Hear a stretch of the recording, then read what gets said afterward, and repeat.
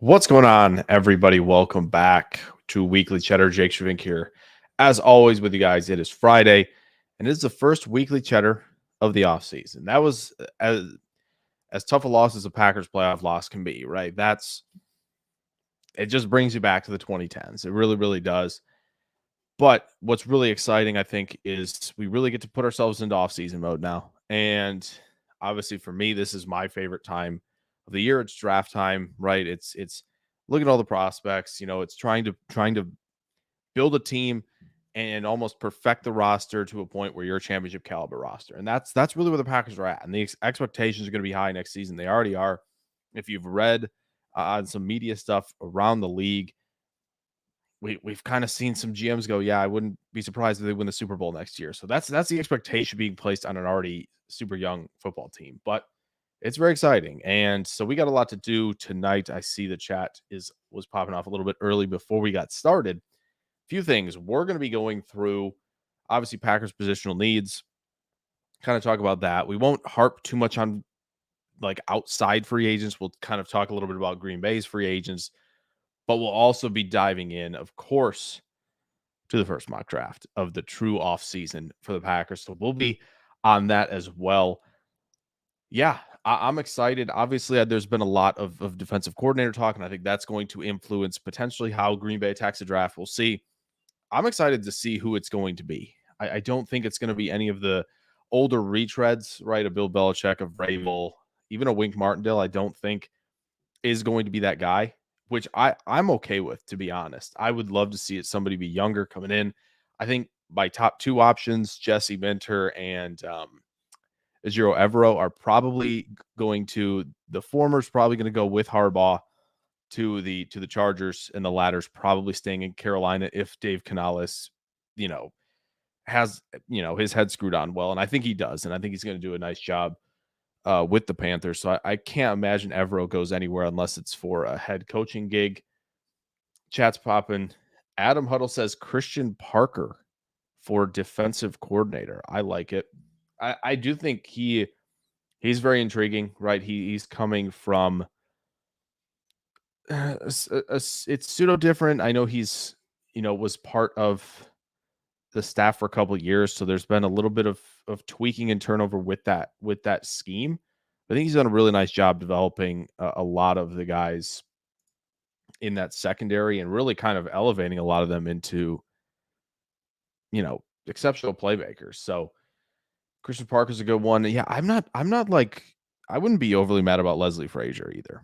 I think the 4-3, I don't think it's going to matter too much, right? The 3-4 versus 4-3. Obviously, there are differences.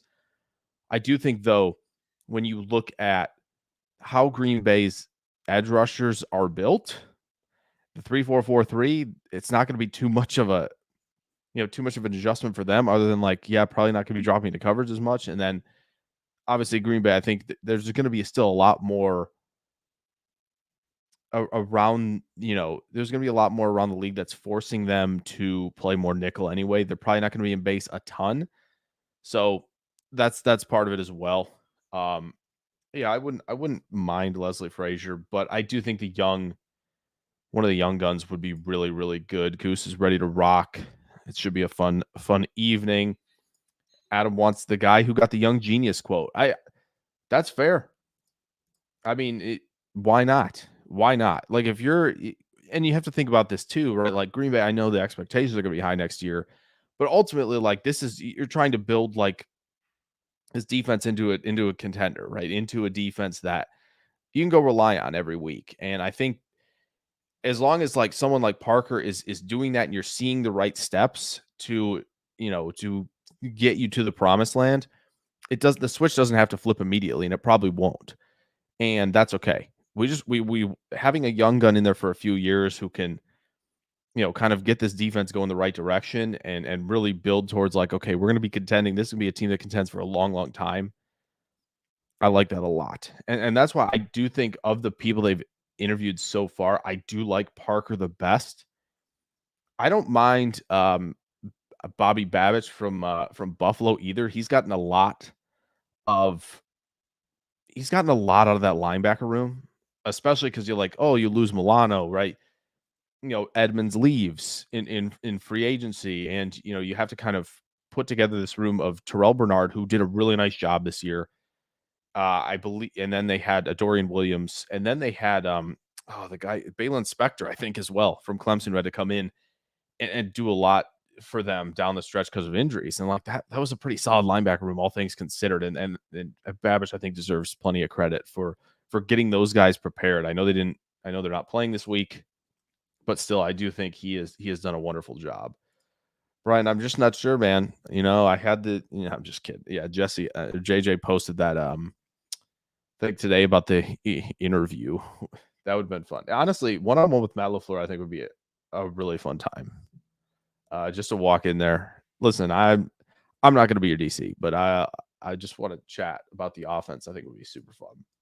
Yeah, Goose says no retreads. I want young, new, and exciting. I don't know if I'm super exciting, Brian. I'll be honest. I'm young and maybe a little bit new, but I don't know if I'm super exciting. So,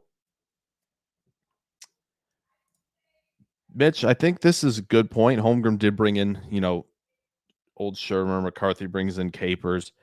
I think that the tough nosed prove it type of thing. I do think there are young guys though who will have something to prove, right? I think there's always plenty of critique when young guys get coaching jobs overall. Like you're going to see, okay, you know, I, McVay, he's 31. Can he really be that good this early? Or like there's talk about that, right? When McVay was hired and LaFleur was younger and McDaniel, right? In Miami, I mean, they're it's going well for a lot of these young guys. And I think a young defensive coordinator who is ready to step up to the plate, is ready to prove that, like, yes, I am that guy on the defensive side of the ball. I'm there. Now, I understand if LaFleur wants to go the veteran route, wants to go with some experience, that's fine.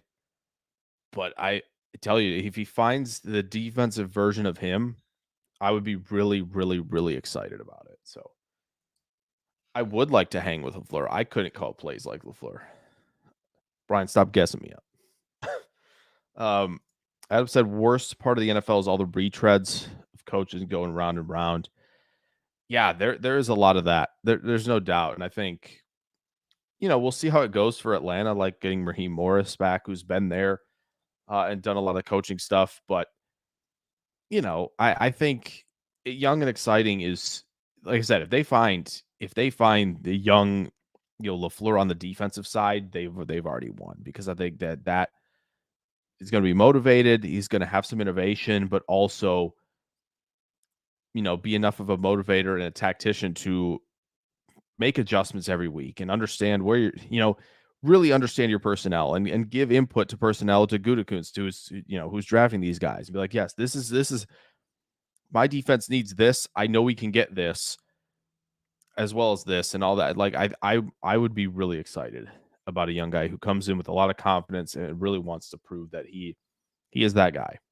So Brian says he doesn't want a boring coach. That's understandable. The thing is like, if they went like the older retread, I would take boring over a Wink Martindale, who seems to divide like every room that he's in, that he's been. I don't want that. I really don't want that. I am like firmly out on Martindale, because I just don't want that like rift. I don't want it to be bristly in the room. Like I don't like that one bit. So yeah, I mean, I think as far as coaching stuff, it'll be fun to see who else they interview, and it'll be fun to see that kind of decision be made. But you know what we're about here, right? The coaching thing will sort itself out. We got to talk about some positional needs and some free agents. Brian says no wink for me either. The attitude rubs me the wrong way. Donald Krieger says he's confident Matt LaFleur will get it right this time. I think the one thing that is exciting about this is you saw LaFleur kind of like have that frustration, right? Like in the middle of the season, late October, he's like, I'm frustrated. Like you could just tell it was on his face. Like he was, okay, I got to dig deep and find something. And, you know, I'm to see him like, you know, come out of the tunnel a little bit, dig himself out of like quicksand. and just like figure it out and just rally a team was really, really great. And I think he understands that, like, okay, I battled hard this year. I got this young team where it needs to be ahead of schedule. Like, he is like, okay, now we got to find that missing piece, find that DC who I think meshes well with the team, meshes well with me, understands that maybe I'm going to give some input, can give me some input.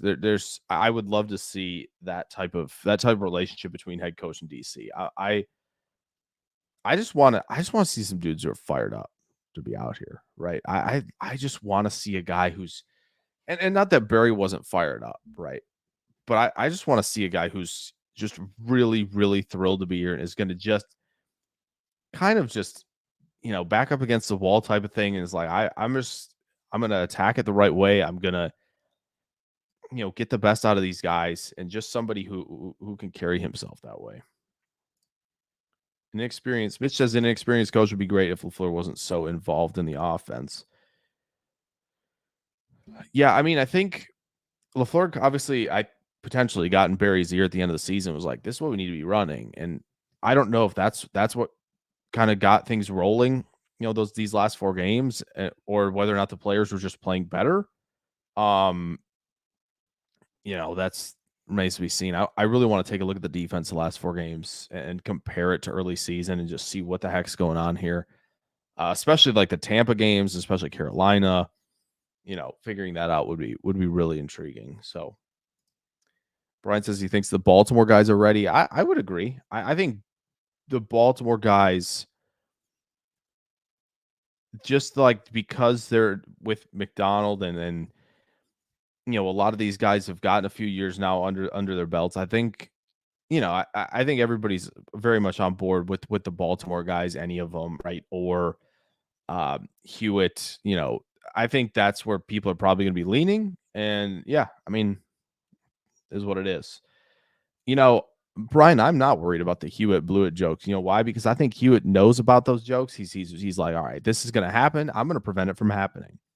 I think that's going to be the attitude, and I'm excited about it. Hewitt's probably firmly in the mix in the second tier. Obviously, Minter and Evero were my top tier. I would love Aranda to come over from Baylor, but like, I don't think that we're gonna get Aranda, right. He's not gonna leave Baylor. It's just not gonna be the case, and so you have to look elsewhere now. And I think Parker definitely one of the guys that I like. Babbage, and then the Baltimore guys, especially Hewitt. It's interesting when you make the Packers fans, because I know JJ did one where he was just like, yeah, it's Google Doc, right? Rate it 1 to 10 on the scale of like, what, don't want this guy at all or really, really want him. And that was interesting. And then obviously Andy Herman did the poll on Twitter, and it was between Jim Leonard and Al Harris in the title round. Goodness sakes. I just don't want to do that, because the Leonard Al Harris route seems like just so Wisconsin forced, and I don't want to see it. I don't.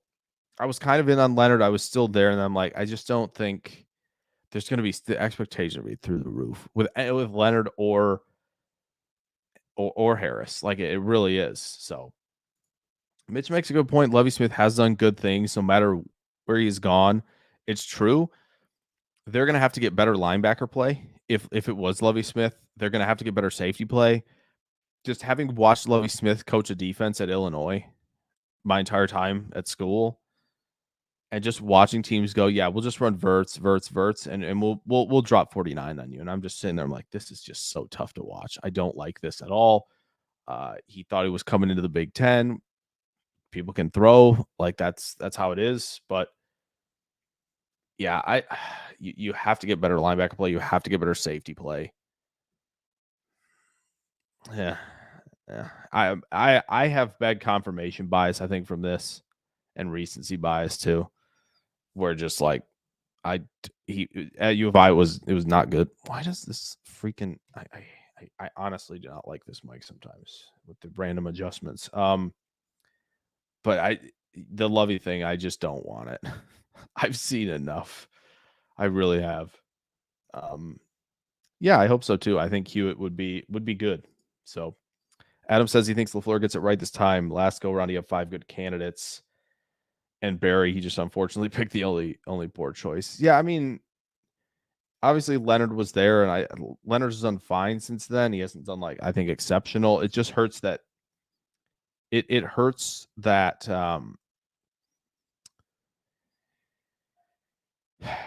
that Evero is so good.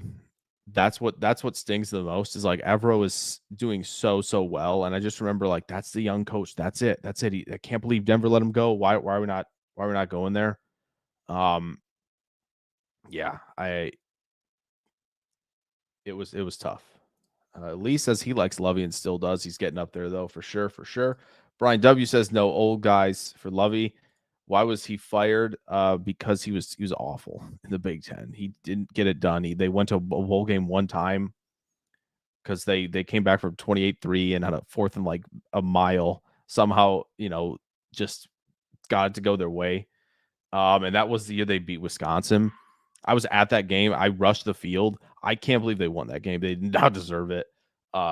If Wisconsin had any threat throwing the football, they would have creamed them.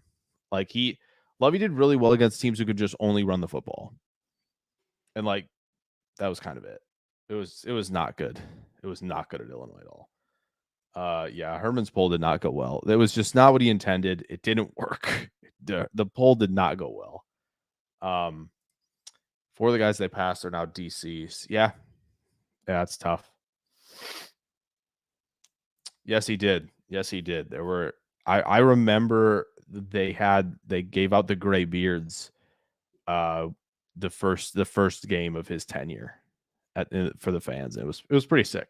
The excitement was cool, but I was just kind of like, man, I'm just not sure about this one. It was great for like, PR and excitement and all that, but it was you could just tell at a certain point the writing was on the wall.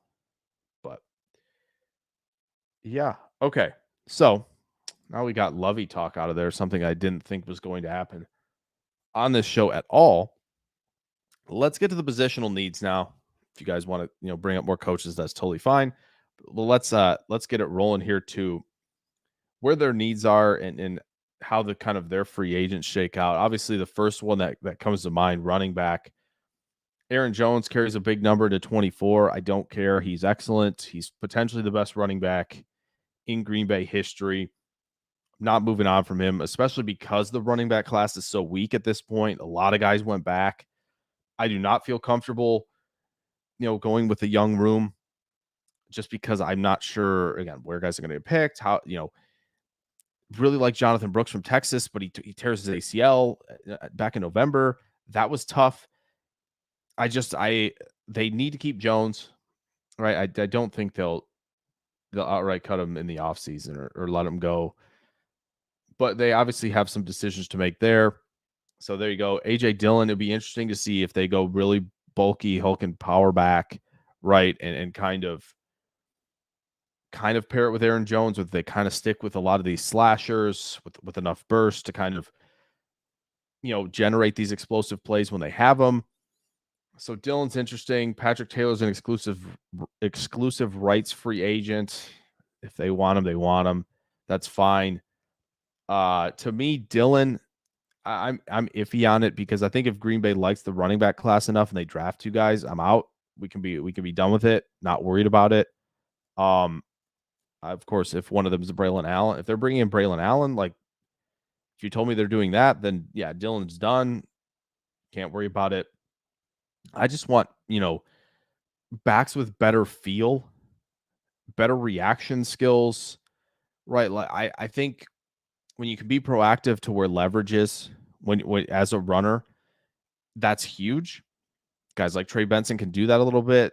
Benson's not as proactive, but he's really, really reactive with his footwork and his processing, and that's impressive. I just don't think Dillon has that. So that's where my concern sits with Dillon. But if he wants to be back, he wants to be back. It says Bo Melton's an exclusive rights free agent. I'm sure they're going to take care of that. Wide receiver room looking nice.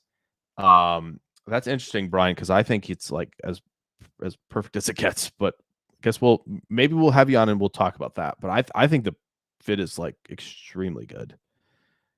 My worry about Benson is like he runs a ton of gap.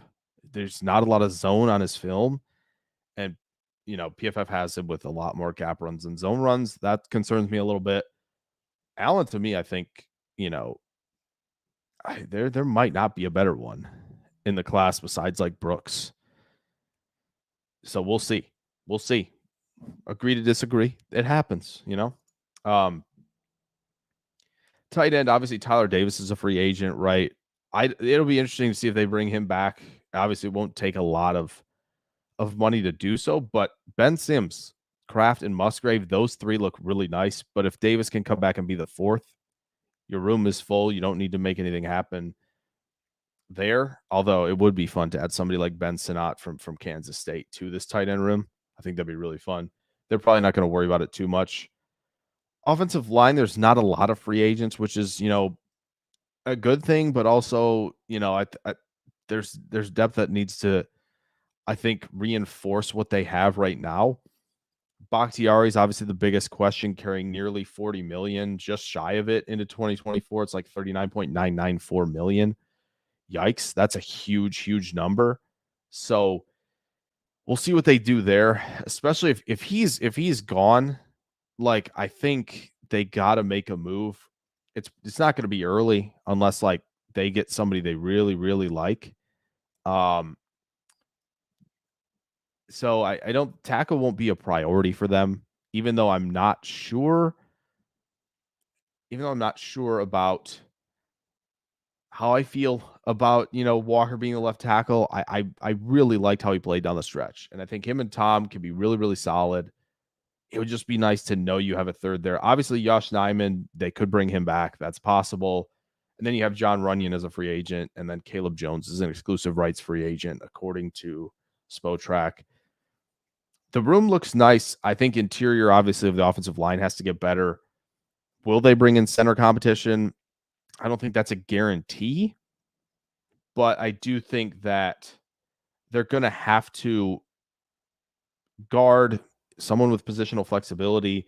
Anything like that, to me, I think is where they need to look.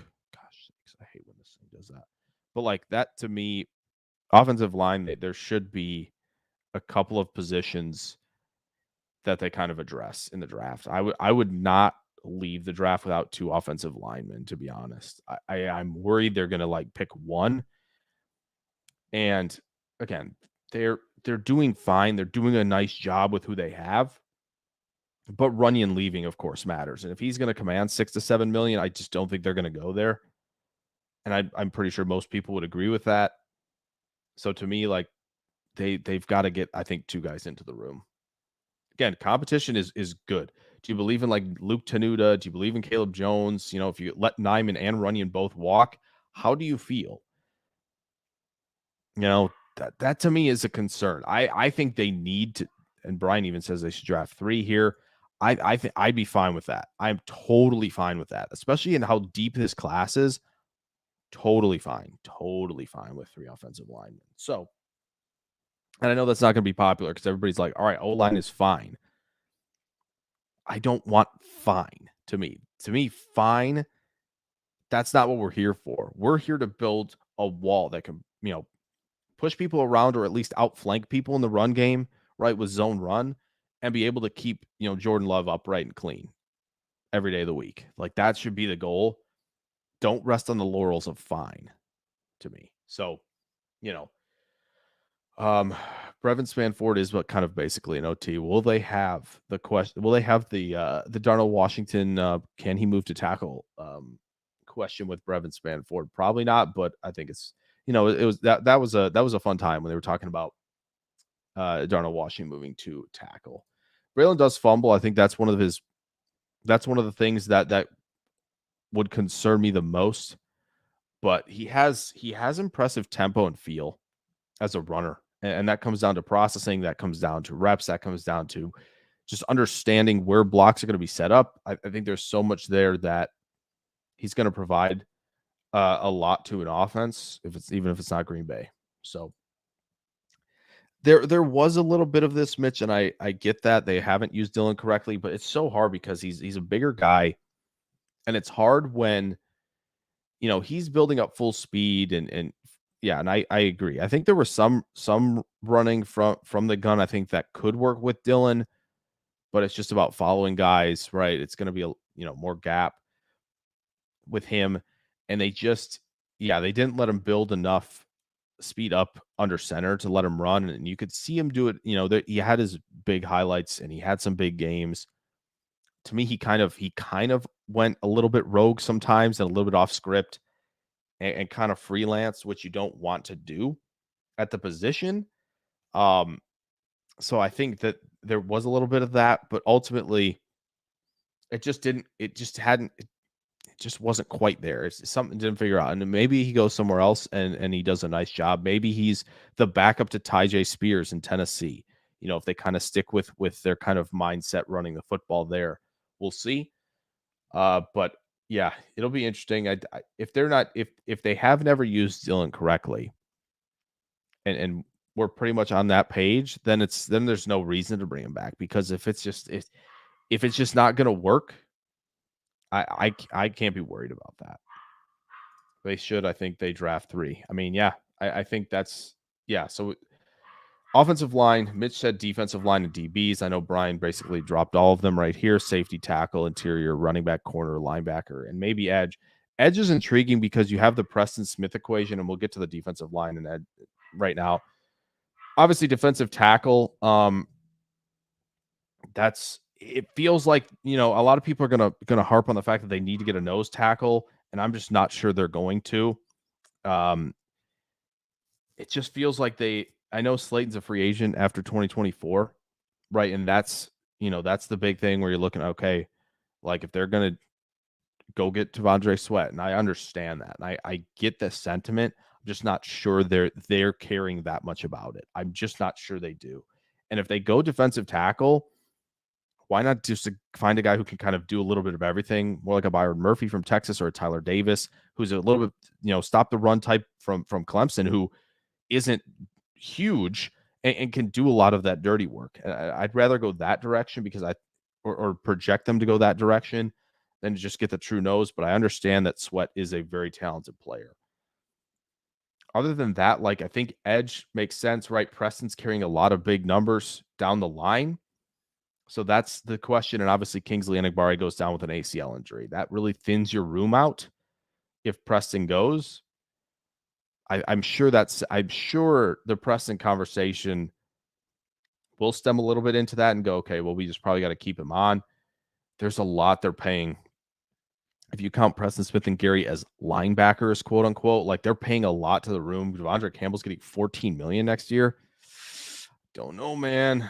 But also like Brenton Cox then becomes like your 4th or maybe even your 3rd if Preston's gone for a while. Like it just feels like their edge is going to be after something they may not do it. They may not do it like early, right? They may not get a guy to fall to them, but if it's like a mid-round guy on the edge, I wouldn't be surprised if they make it happen there and select somebody there.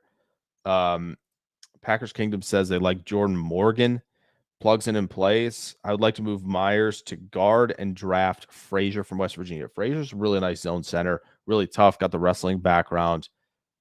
And Brugger was just talking to Duke Manyweather, is working with the O-line masterminds, right? He does that whole thing, and said that Frazier was running and he broke his leg back in the fall, and he's running now, on the treadmill, doing all that stuff. So dude's tough. I'm not mad at this. I think Jordan Morgan, I know there's talk about him like moving to guard. Everybody wants to just keep moving tackles to guard. I'm kind of over it a little bit. We're just trying to make stuff like if they haven't played there, to me, there's just not necessarily a guarantee. Now, the Graham Barton thing, he has played center, right? And he has a lot of these really nice traits to play in a zone scheme, and he's done a pretty nice job in pass protection. Like he has done a lot of things that you go, okay, well, he's played on the inside and he's done a lot of these things, and he fits, X scheme. Like that will work. There are just some guys where you go, okay, this is a great pass protector. We're moving him inside. Why? And yeah, I like Jordan Morgan out there at tackle. No problem. Brian says draft Patrick Paul, Javon Foster, and Delmar Glaze. Move Walker to right tackle. That's interesting. Has he ever played there? Obviously, Brian's a big Zach Thomas center guy. Then Myers competes with Ryan at right guard. O-line fixed. Yeah, as long as obviously Paul's not playing inside. Glaze maybe is playing inside. I know that he's been like listed on some like interior offensive line rankings. Foster's been really nice. I like Foster a lot from Missouri. He's probably the mid round that I would take a chance on at tackle. So yeah, I like that.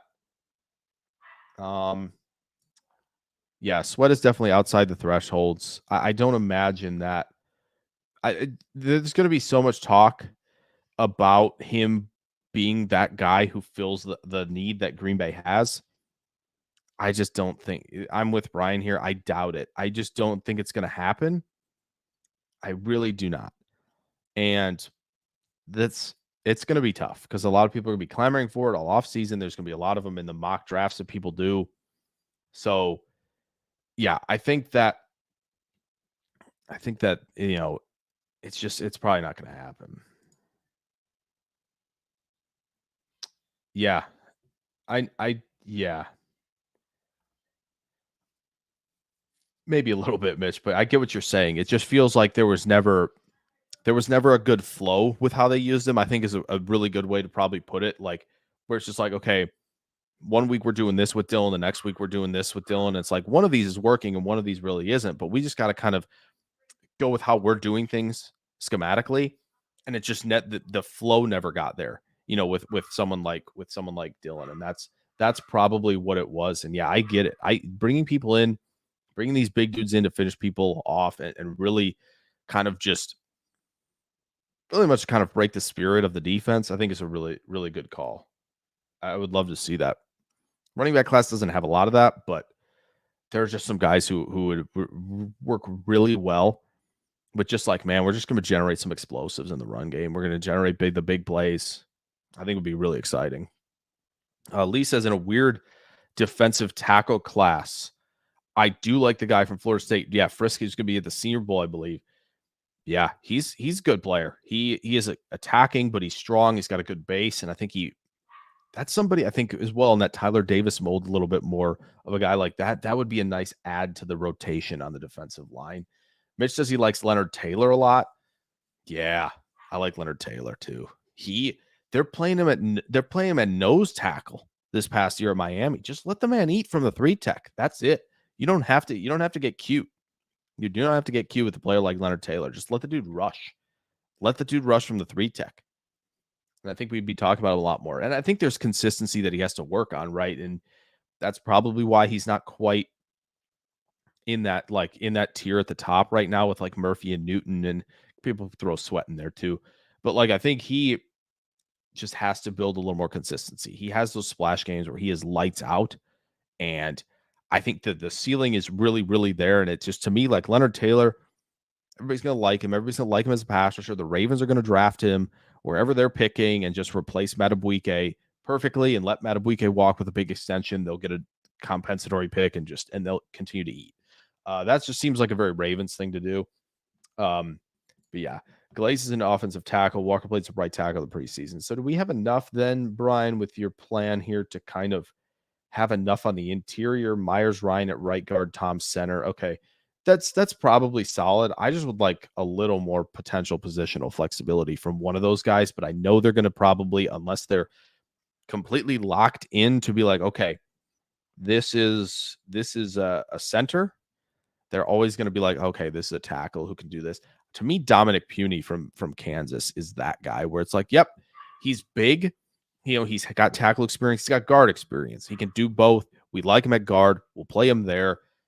And if he needs to be emergency a tackle, we know he can do it. To me, like that is one of their guys. That's one of my guys that I think Green Bay, I would really like them to have. So, but I get that. Yeah, I think they're going to do kind of that thing, Brian, what you're talking about. If they're just going to be like, we're getting tackles, and it's like, yep, there you go. Like, I think that's kind of their MO. right? Like that's kind of what they do. But yeah, I yeah, they might not, but like they often do. They're just like, these are tackles. We're just gonna take tackles. We'll see if they kick inside. We believe they can kick inside. We believe their best position is inside, right? Like that's kind of, I think, yeah, they could be doing that. All for that, just not in round two. Adam, I assume you're talking about like offensive defensive line, right? Because I obviously there are other needs, of course, and we're gonna get to those as well here in a moment. Yeah, Mitch, I think that's kind of, yeah, I think I kind of got what you were, yeah, I kind of got where you were at, I think, because it just felt like there was just nothing where they were like, yep, this is perfect. Like they've got him in the right spot every week. It's just, it was never that way. Um, Lee says, if we took two interior O line guys, would you consider kicking Jenkins to left tackle in a pinch? Absolutely. I think if they're gonna get a guy who's played guard and a guy who's played center, I think it means that'd be kind of strange if they just had two guys pigeonholed in there. Because that to me would tell me they believe a lot in Walker and a lot in Tom. Um, to stay out there, and we just need to get this interior thing figured out. That would give me a lot of confidence. Might give me a lot of confidence that Bakhtiari is going to stay another year as well. But obviously, we've seen Jenkins play really well at tackle. Like he's done the job well, to the point of like he's not elite, but he can do the Rasheed Walker thing easily, right? Like he can do that at left tackle for sure. So I it would potentially be in their options. It's just it's about like how it's going to shuffle out, right? Like what are they going to do with Bakhtiari? What are they? Is Myers the guy at center? Like there's a lot of moving pieces right now in that offensive line, and I'm interested to see how it's attacked in the offseason. Mitch asked, "Do you think Kenny Clark is better at the nose?" He might be. He might be. Um, yeah, it's interesting to because he plays with so much quickness and violence with his hands that it works at nose tackle. I'm just interested to see if like what the new scheme is gonna what the guy coming in is gonna be like. Yeah, this is where I see Clark. This is where I see all these guys, and it'll be interesting to see if what he thinks about Slayton too. If Clark's gonna play some nose, like does that mean Brooks is stepping in right a little bit? But if it's 4-3, then it's maybe Kenny Clark is doing that and he's shading one a little bit more.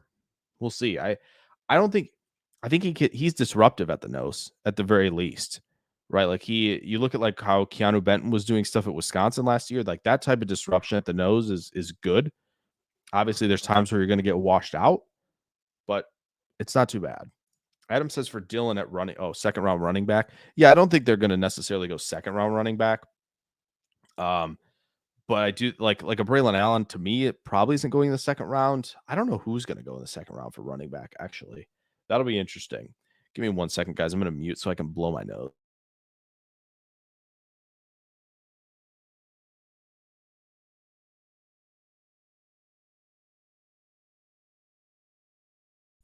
Okay, we're back. Sorry about that. All right, had to do that quick. Yeah, it'll be interesting. I don't know how many running backs are going to go in round two. I think there's only a select few that are going to go on day two, to be honest. Okay, so linebacker in the secondary. Obviously, Devondre Campbell's the big question. Eric Wilson's a free agent. There's not a lot else that we're talking about at linebacker other than McDuffie being a free agent after 2024. I think they're going to add to the room. I personally would add to the room as well. To me, like that is I think they got to get better there. And it shows. I think they can't keep getting guys like put in the blender by really good offensive minds. That has to change for sure. Um, Other than that, there's not a whole lot to talk about. Obviously, the secondary is there's so much going on here, right? Darnell Savage, free agent.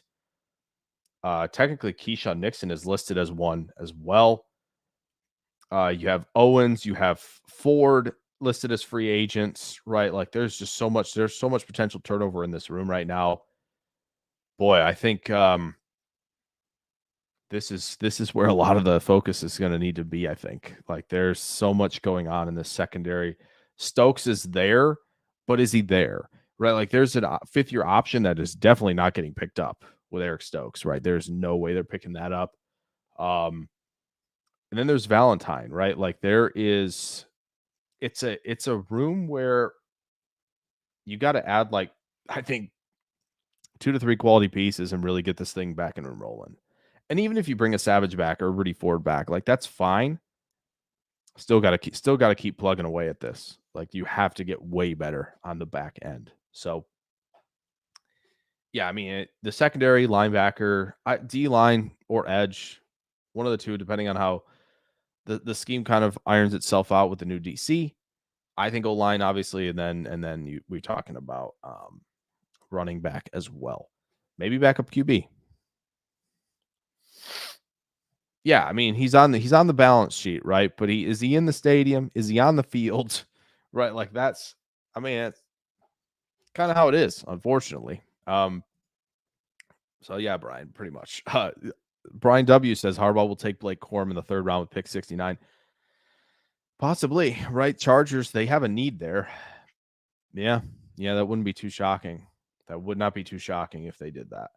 They're going to be a very Michigan heavy draft, unless they need to take Malik Neighbors, to be honest. But man, yeah. What about the Ohio State linebacker? Which one? I assume you're probably talking about Tommy Eichenberg. Solid player. Really like what he does, in the box. This could be the run fitter, doing a lot of that stuff, doing kind of Isaiah McDuffie stuff, just maybe at a higher level. So I don't mind that. I know the Green Bay Packers did meet with Steel Chambers, the other Ohio State linebacker at the Shrine Bowl today. So that's interesting. They're obviously getting some meetings in down there already. So Eichenberg. I think he's solid. I think he's really, really good at a lot of like old school linebacker stuff. Like I said, a lot of what McDuffie does, just probably at a higher level. So I wouldn't mind having him in the room at all. I think he's a very solid player.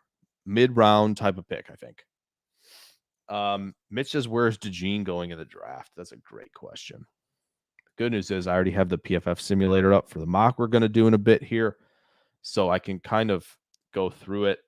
To me, like if he tests out of his gourd, which he might, and I think a lot of people believe he's going to, I think the teens is probably where it starts, right? Even probably not a pick 11 with the Vikings, but like, Denver, Vegas, maybe even the Saints, maybe even the Indianapolis Colts are definitely one.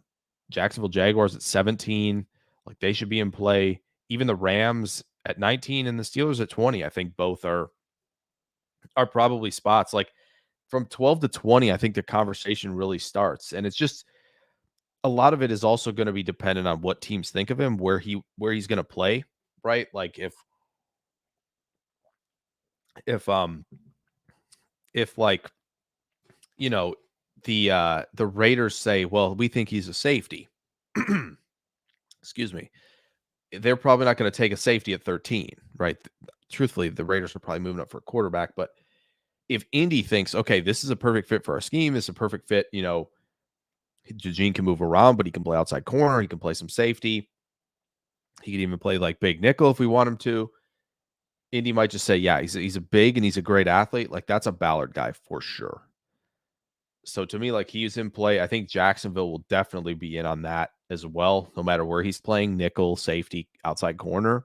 So like Jacksonville and Indy, I think are the two spots that I like the most for him, non-Green Bay edition, of course. So yeah. I like this, Lee. I like this. Lee says, I think Ray Davis and Dylan Johnson could have pretty good value 4th-ish round. Yeah, I think Ray Davis in the 4th, Dylan Johnson maybe a little bit later. Dylan Johnson's tough, and Ray Davis is very sudden, very quick, has some burst, tough dude. Yeah, Ray Davis. I'm sure Clayton's going to be way in on Ray Davis to Green Bay, but I'm with you. Marshawn Lloyd is a stud. I really like what he provides. All that bursts and generating big plays is something he can definitely do. And that excites me a lot. Like a Ray Davis, Marshawn Lloyd room would be sick, to be honest. And will they do that with that much capital? 3rd, 4th round, 4th round, 2 4th rounds, maybe, but like I like it. I like that a lot. Ray Davis, Marshawn Lloyd, especially. Mitch says Eichenberg looks like a cowboy to me. That's, they need linebacker as well. They need, really, really they need anybody at linebacker who's not 215 pounds. So yeah, he makes sense for sure. Packers Kingdom wants Jeremiah Trotter Jr. I like Trotter. I think good player. Good blitzer, pretty good reaction skills and coverage, good eyes, in zone coverage, really good reading things out, reading the quarterback. Him and Edgerrin Cooper are interesting fits because I think they're like really good at the blitzing stuff. Cooper's not an elite athlete, but he's going to be at the Shrine Bowl. Edgerrin Cooper for Texas A&M. Obviously, that's a favorite as well. A lot of Packer fans at the linebacker position. I think he is somebody that everybody should be watching, when you hear about reports from the Shrine Bowl. So, which I'm going to be tuned into as well. But yeah, Trotter's like 230 pounds. Cooper's like 232 or something. Maybe Trotter's a little bit more, but they're both in that like lower to mid 230s range, at least where they were listed. Maybe they're not, but Trotter's intriguing as long as the Packers believe they have the mic in the building. Brian says he's heard Eichenberg comp to Blake Martinez. Interesting. I don't hate the comp necessarily. But yeah, I think he, he's kind of solid. He's just kind of, Brian, you know how it is. He's there, but he's sometimes not there, right? No, I just think he's the downhill player. He's like very diet Jack Campbell, right? And I think a lot of people really like Jack Campbell, of course, but I do think he, is just kind of he's solid. He's solid. That's really as far as it goes with Eichenberg. Would I be mad if he's added to the room? No, but I think there are better options. Donald says, oh, Brian was okay. Never mind. Brian was answering. Yeah, Adam Barrett Carter. Yes, did go back to school. Yeah, that was unfortunate. The linebacker class took some hits too. The linebacker class took some hits with some guys going back, and that was tough. And Barrett Carter was one of them for sure. So Lee really likes Trotter. Maybe we'll do a film around Trotter. He's a really, really fun player for sure. There is no doubt.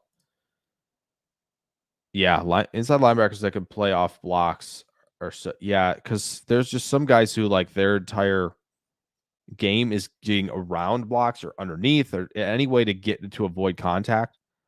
But like the true stack and shed guys, they're tough to find.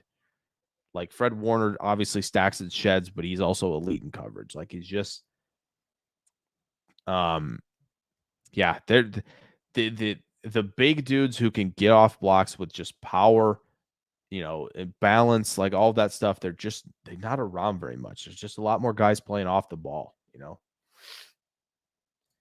Brian W says Trotter at 6 foot and 230 won't work. He's not the biggest. There's no doubt. He's not quite at the size of Quay Walker. But I don't think that Devondre Campbell is super big, right? I think Campbell's in the 230s. Now he might be taller, of course, but he isn't. I think he plays in the 230s. So Jarrell Lee says, I want a great defensive coordinator, more aggressive middle linebackers and safeties like the Niners and Ravens, like Hamilton. Yeah, I think the closest, Jarrell Lee, I think the closest thing in this draft to Hamilton is Cooper DeJean, to kind of play that big nickel spot and like kind of be almost a little bit of everywhere. That's probably the closest thing this draft has, especially when you're talking about like built with good size. There are a lot of like nickels, some safeties who are good players in that regard. They're just not as big and not as built with the frame that DeJean has. So yeah, I would like that. Middle linebackers who are aggressive, tough, but are also really, really smart and process things super well. It's hard to find those guys. And a lot of guys have to be molded into that. That's kind of where they were at with Walker. And like, he's close. He's close to making a lot of plays in coverage this past year. Hopefully it clicks for him in year 3 for Walker. So Yeah, he's there, but sometimes sounds like Martinez, pretty much. Yeah, this would be really good, Brian. This would be really, really nice. He's like 24, and yeah, the medicals are the one issue. Plays with his hair on fire. This is the type of you know aggressive, do everything type of linebacker that Jarrell's kind of talking about here. He wants a just aggressive player. That Peyton Wilson is that. Peyton Wilson is that. Maybe we'll do Peyton Wilson film room too. Wilson and Trotter, both those sound good. If you haven't voted on those polls, by the way, for the film rooms and the scouting reports, and you haven't checked out the scouting reports yet, not to do like a weird mid-roll ad read type of whatever, but they're on the channel right now. Obviously, DeGene and Terry and Arnold are up there. There's going to be a lot more very soon. A lot will be going up even if I'll be at Senior Bowl week. So there'll be a lot of stuff coming from the draft perspective. But go vote on those, what you want the film room, right? All that stuff. So we'll be getting to a lot of the draft stuff full force. Mitch says, yeah. I agree with this, Mitch. I do think Trotter as a weak side 4-3, just operate a lot in space, do a lot of things in coverage, coming a blitz every now and then. It would be nice to have. Yeah, Jarrell Lee. Fred and Greenlaw are just studs. They're studs at linebacker. Roquan and Patrick Queen, I think, done really well. He's not the hard hitting aggressive type, but he operates really well in coverage. He can play off the ball because Roquan's there, right? And Roquan's just that dude coming downhill and a force to be reckoned with. Like those two in Baltimore, and yeah, obviously, Fred Warner and Greenlaw, like Packers Kingdom, agrees with you. Both are on the same page here. Like it's nice to have those players. Donald Krieger says, "What do you think of Kinchins at safety?" Yeah, I a lot of range, a lot of athleticism, plenty of size at the position as well. Like they've blitzed him from depth.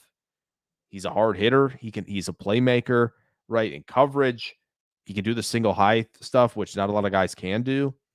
Obviously, inconsistency and injury hurt him a little bit this last season, but like his ceiling is super super high at safety, super high. Lee says, any mid-round edge rushers you like seeing us eyeing up? Yeah. I know Marshawn Nealand from Western Michigan is one that comes to mind for me because he's built bigger. He's going to be really aggressive. He's going to play with his hair on fire this coming week in Mobile. Really excited to see him live. But yeah, he's definitely one that I would circle just because I think the size is good enough where Green Bay would kind of prefer at the position. So I think that to me, he is one. I'm trying to think of others. I'm interested to see I don't know if Austin Booker from Kansas has weighed in and he's got verified measurements or not. Don't know how built he is, but he's taller. And Austin Booker from Kansas, I watched the Texas game because it was mentioned. I think Lance Zierlein mentioned him on Twitter, where he knocked the socks off when he played Texas, and boy, is that true. I'm going to share some clips on Twitter of it. Man, dude might have it. Jarrell says he loves Quay. Lee, I'm going to jump down to here really quick. We've got more. I will get to the rest of the comments, but Lee asked about Jonah Ellis, and Brian beat me to it. Ellis is probably too small. I think he's maybe close to 245, right? Like he's going to be in that Dallas Turner kind of tier where you're like, okay, this is a true 3-4 outside linebacker, right? Where like he is just he's going to play off the ball a lot. He's going to be lined up wide, right? He needs that track. He's going to be able to use all the athleticism to his benefit. He's just not like the big type Green Bay wants at edge. Even like Enekbare, who isn't like near 270 necessarily, he's still big, strong, got a lot of length for the position too. Like Ellis probably isn't. Yeah, Ellis probably isn't quite their type on the edge. Apparently, Brian told me about Booker back in November. It's very possible. I'm a very forgetful person, apparently. But yes, Austin Booker, very intriguing. Unfortunately, Brian's probably right about this. Medicals and age probably knocks Wilson off of Green Bay's board, which kind of stinks. Okay, this is an interesting one. We'll say 5 minutes. We'll start the mock draft. WHS Pioneer says, anyone you want the Packers to move up for in the first round, considering the possible draft cost? That's a good question. There's a lot that would, because like 25 and 41 can get you pretty close to the top 10, not quite. It's like pick 12 or 13 on the value chart. I just don't know if there's anybody like I'm thrilled to move up for. I would love to move up a few spots for like a Terry and Arnold, maybe even Cooper DeJean as well. Like those two. Other than that, like I'm not obviously okay. You know, those who know me know the answer to this question. Malik Neighbors, obviously, would do that. Would do that for sure. Malik Neighbors is obviously number one, but I think Arnold and DeJean like legitimately are two that I would consider it. But it's tough because there's so much like value in the draft, late first round picks based on like, cost to ROI, not to get, crazy economics trading type of terms here, but like historically that pans out a lot better than a lot of these high first round picks. And so like having so many picks, having that at 25, having, 41 and 57, 88, 91, a couple in the fourth round, which is nice. Like having all these picks is really nice. A lot of swings, find some value, right? Like, Brian Branch goes 45th in last year's draft. He's a good player. Like that's where you find some value. So I think I would consider it for a couple corners, but otherwise, like I'm sticking, I would rather just continue to swing, get a lot of young guys in and bring more talent to the room and just keep building it up that way rather than really moving up for somebody. Brian's obviously very excited about Kinchins as well. Packers Kingdom, I think Cam Kinchins is the answer to this. To be what safety do you think could be our Ed Reed? Probably the closest to it. And obviously that's not super close, right? Ed Reed is just that guy. But like with that type of range and a little bit more size, like Kinchins is probably the closest thing in this draft to it, which again, like I said, it's not very close, but it's probably as much as you're going to get in terms of range playing the position. This is an interesting question from Adam. I like this. What was the biggest weakness of HaHa Clinton Dix as a prospect? How do we keep Green Bay from making that mistake again? It's a good question. I don't know. I don't know. I think it was weird. I think just Clinton Dix was like the guy I wanted. That's what I wanted for Green Bay in that draft. I remember like that was the first draft where I started looking at a lot of guys and was like, okay, pretty sure I want him on the team. He just didn't tackle as well. I don't know if he trusted himself. He trusted his reads and everything where he needed to be. He didn't make as good plays on the ball. I don't know. It was very weird. It was very, very weird what happened. But I think like if you look at like Packers safeties and like what they're kind of missing, I just don't know. Like Savage to me just didn't fit quite with even transitioning from Pettin to Joe Barry. I just didn't feel like they're finding safeties who fit perfectly with what they're trying to do. And if like they're trying to be in a lot of this, if you're going to stick in the too high stuff and a lot of that, like to me, that's where Tyler Nubin comes in and plays. Like that's who should be joining the team.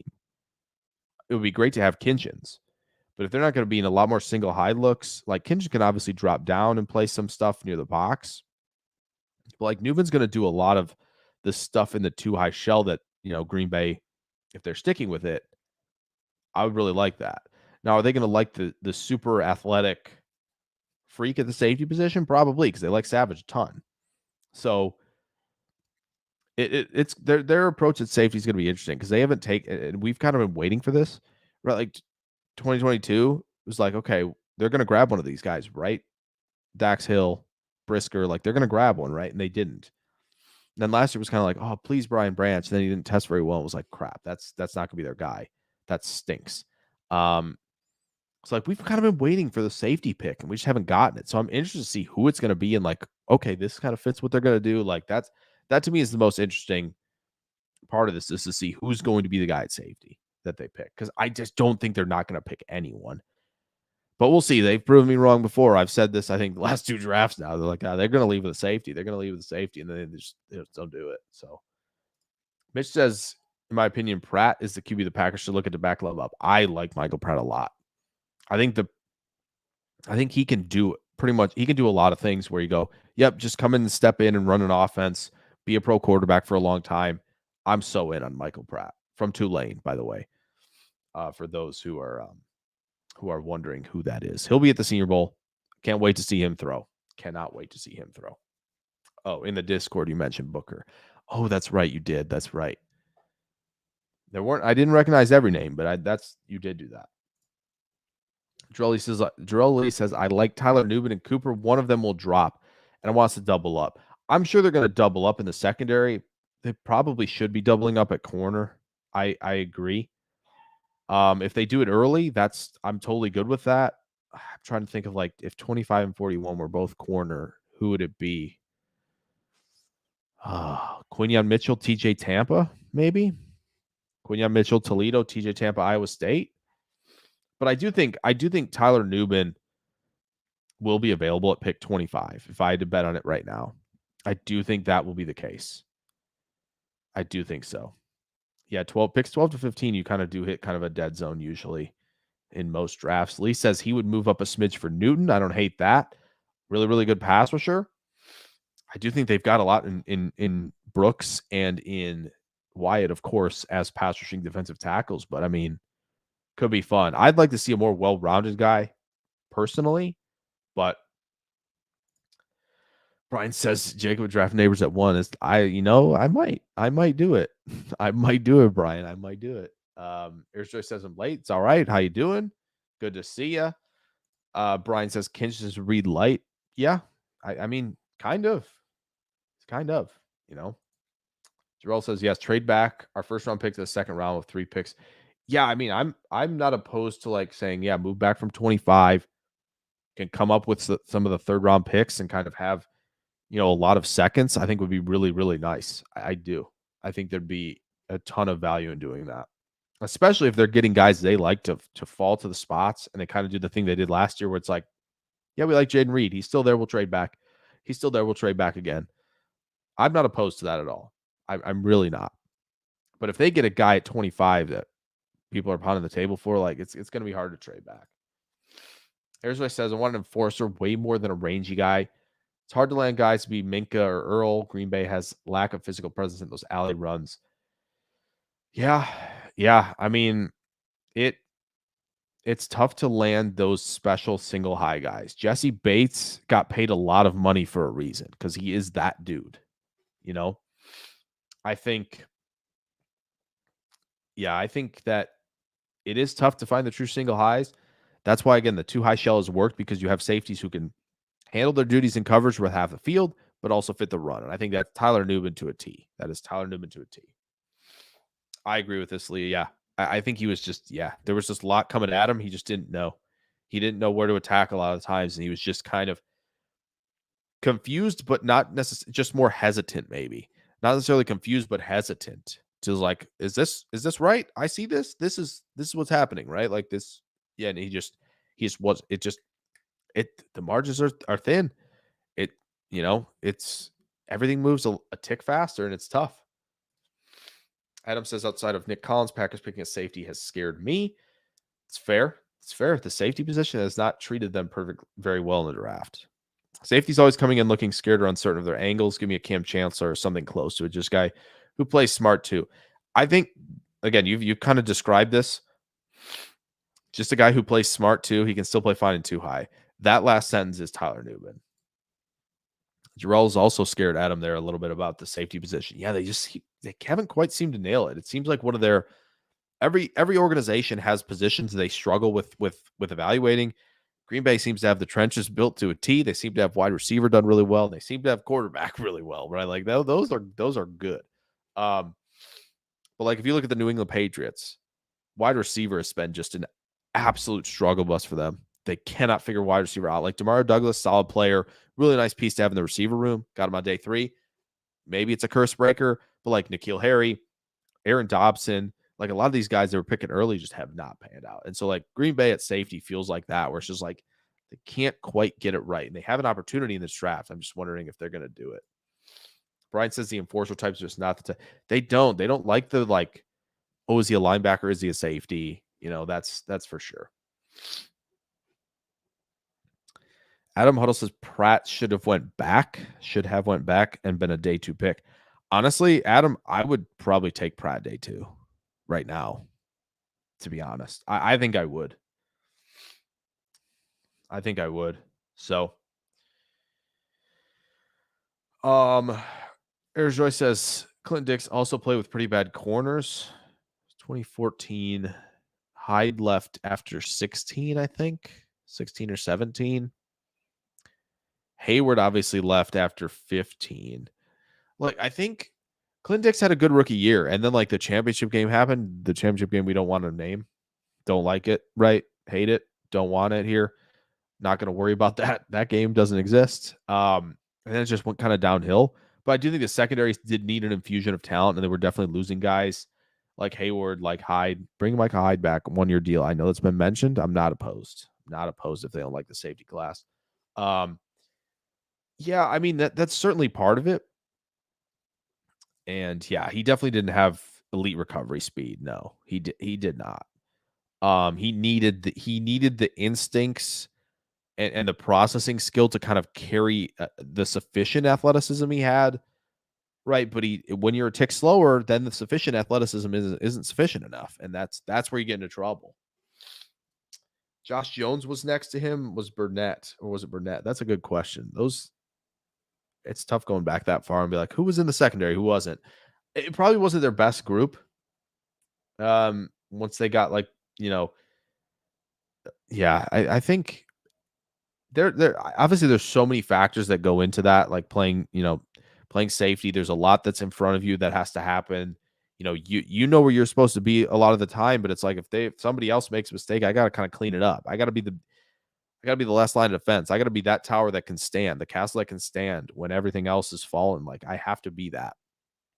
It's a tough job. D Hendricks, what's going on? Says I'm down to trade back. I'm not opposed to it. I'm really not. I'm really not opposed to trading back. And we're going to get to a mock here in a few minutes once I catch up with all the comments. And we're going to check out, see how the mock draft goes. Maybe we will trade back from 25. Adam Hall says, come on, Jake. I know, as soon as Tampa scorches Indy, will be Green Bay locking. Then maybe I think he's going to have the size they like at the position. And I think, he's a pretty good player. It wouldn't shock me. I think there's going to be some corners that do really, really well at the combine. He's probably going to be one of them. I imagine Terrion Arnold's going to have a good one. Cooper DeJean, we all are believers in that. So, and if Quinyon Mitchell goes and blows it up, like he's going to be very, very, very much in play for them. D. Hendricks says, I like Tavondre Sweat. Yeah, Tavondre Sweat's a good player. There's no doubt. He is a really exciting player. And obviously would be a great nose tackle. I'm just not sure Green Bay is going to go there. I just don't think they're going to go there, unfortunately, which stinks. He's going to be the guy that a lot of Packers fans like. He's all right, replacement for TJ Slayton. This is really, really good. This is what we want. And they just don't pick him, which is really going to stink for a lot of you guys. And I like him. I like him as well. I just don't know if he's going to be a Packer. I would lean towards no. WHS Pioneer 89 says, do you think Goody drafts guys regardless of coordinators, or will Nudie see effect who he drafts? Yeah, that's been an interesting question because the Green Bay's been in a 3-4 a lot. And usually a 3-4 has lighter guys at outside linebacker. And Green Bay said, and Goody's basically said, no. We're going to stick with like 270 on the edge, right? 265, 260. We're going to be bigger. We're not going to go the 240-pound route with these outside linebackers. So I don't know if Goody's kind of said, like, this is where I'm drawing the line at this position, like, regardless of scheme, because I think obviously both Van Ness and Gary can be guys who play in 4-3, right? They're going to be in the dirt. obviously. Like they're trying him out outside linebacker in the bear front, the 5-man front. Like I think he might kind of just this guy I like. Yeah, what's his fit? He's kind of like, well, kind of figure it out. I think he's got the athleticism, right? Sometimes the production. It's like, okay, we're gonna figure this out, right? And that's the type of like, how do you balance like home run swings with also like, okay, this guy's a good player, he fits, and like hitting those kind of doubles that will really help your team rather than swinging for the fence. When the swing for the fence works, it's nice. It's a tough thing to balance. So I'm not sure.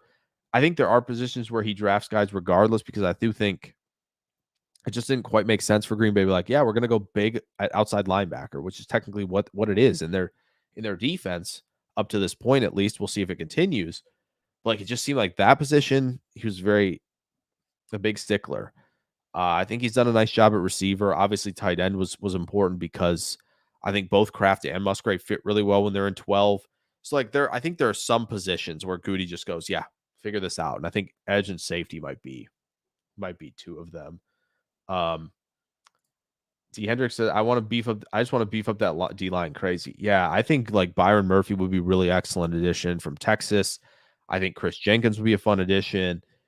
Um, there will be guys that I think, are worth looking at, like Braden Fisk from Florida State, Tyler Davis from Clemson, guys who can add a different element to the run game. We were kind of talking about this earlier a little bit, like, can defend the run at a really high level and will offer you some disruptiveness as a pass rusher. They seem like they're pass rushers. Really just that's kind of where they lean. Geno Stone is about to Geno Stone will get some big money too, for sure. And that'll be interesting if the Ravens just say, yeah, we'll take Tyler Newman. They have Newman, Marcus Williams, and Kyle Hamilton. That'd be nuts. Harris Joy says Josh Jones was there in his last couple years. Yeah, with Clinton Dix. So yeah, defense was not very. Yeah, the back end was tough. Oh, Adam, I do too, man. It just feels like the Alabama version of him would have been like, yeah, I'm picking that off and I'm taking it back for 2 more. That just feels like the Alabama version would have done it. And that's what stinks. So Mitch says if they can get to Gene for an extra second, I think you have to do it, pending his leg. Yeah, it's going to be tough. It's just going to be, Mitch, how they view him, right? If they're viewing him as like a nickel safety, I imagine they're going to just wait for him to arrive at pick 25. If they see him as a corner and do everything, maybe they will make a move for him. It's very possible. He's going to fit a lot of what they like. It's just a question of if it's at corner or not. Arizona says, I remember Thompson had drafted Kevin King and Josh Jones who's trying to mirror the Legion of Boom. Yeah, it just didn't work. And the secondary they've kind of tried to patchwork it. So, Rollins in the first round, or Demarius Randall was another one. It just didn't work. It didn't work. It was like, great athlete. Where do you play him? He's like, yeah, figure it out. It's like, figure it out. Figure out where you're going to play Randall. It's not my problem. Right? Like that seems to be the thing at safety or hybrid DB and edge. At least as I think I see Hicks falling on boards, great value. I think he's really good at the line of scrimmage, and maybe Hicks could be a big nickel, perhaps. Right? Like he's probably going to have to operate more around the box. I know Dane Brugler had him to Green Bay in his 2-round mock. I'd be okay with Hicks, but I definitely like some other guys that ahead of him at the moment. Burnett had left the Steelers the year after they brought Josh Jones in. Okay, so that was 15. No. Josh Jones was 17 with King. Okay, so he left after that. Yeah, Josh Jones just felt like he was just not playing the right position. So he was like, I can just run and hit. It's like, okay, safety. It's like, well, no, that's not going to work at all. No. Right. So yeah, I think if you're not an elite top 1% athlete, then reaction time and instincts matter so much because it's like, it's going to cover that extra step I don't have. It's big. It is big. Bo Braid, yeah, it's going to be a big one for sure. Going to be a guy that should be somebody that you're looking at, Packers fans, for sure. Maybe I'll do a scouting report for him on the channel for sure. But like, he should be someone you guys should be very familiar with Green Bay safety because Brian knows. Brian's on it, and he's not the same as Savage. There you go. Bo Braid, that pick sells itself. Yeah, Demarius Randall, Brian. Yep, that's the guy. Drawley says, I want a defense that can stop our nemesis Niners, middle linebacker safety. Yeah, I think if Green Bay finally commits to having this like really great nickel player, sort of hybrid DB that they know, like, okay, I can man up tight ends, but I can also play back. That's where like adding somebody from the, not to go back to the coaching thing, but adding somebody from that Ravens tree matters, because Chris Hewitt can walk into that room for Green Bay and be like, listen, I have the plan. I know what it is. We need Cooper DeJean to be our Kyle Hamilton. He won't quite be Kyle Hamilton, but he'll be plenty to get us where we need to be. And if he kind of says that and he kind of lays the plan out, like, that could be the plan right there. Like, if this is the guy we need to do this is the other guys we need in the secondary. Obviously a good pass game coordinator, so he'll have a lot of insight there. Hopefully he can bring it to the room when they're kind of like looking at prospects as well. So that's why the Raven thing makes sense. So Donald Krieger says draft for nickel, if anything. A lot of good nickel players. A lot of good nickel players in this draft. Not a lot of them are huge, right? So that's the tough thing for Green Bay. They need somebody big enough. A guy like Sainer still from Michigan might not be a guy that's going to be on their board at the end of the day, which stinks, but like they do need to address it, I think. Mitch says Goody goes with bigger guys because of where they play in December and January. That's, I mean, certainly part of it. Certainly part of it. So, yeah, I would tend to agree.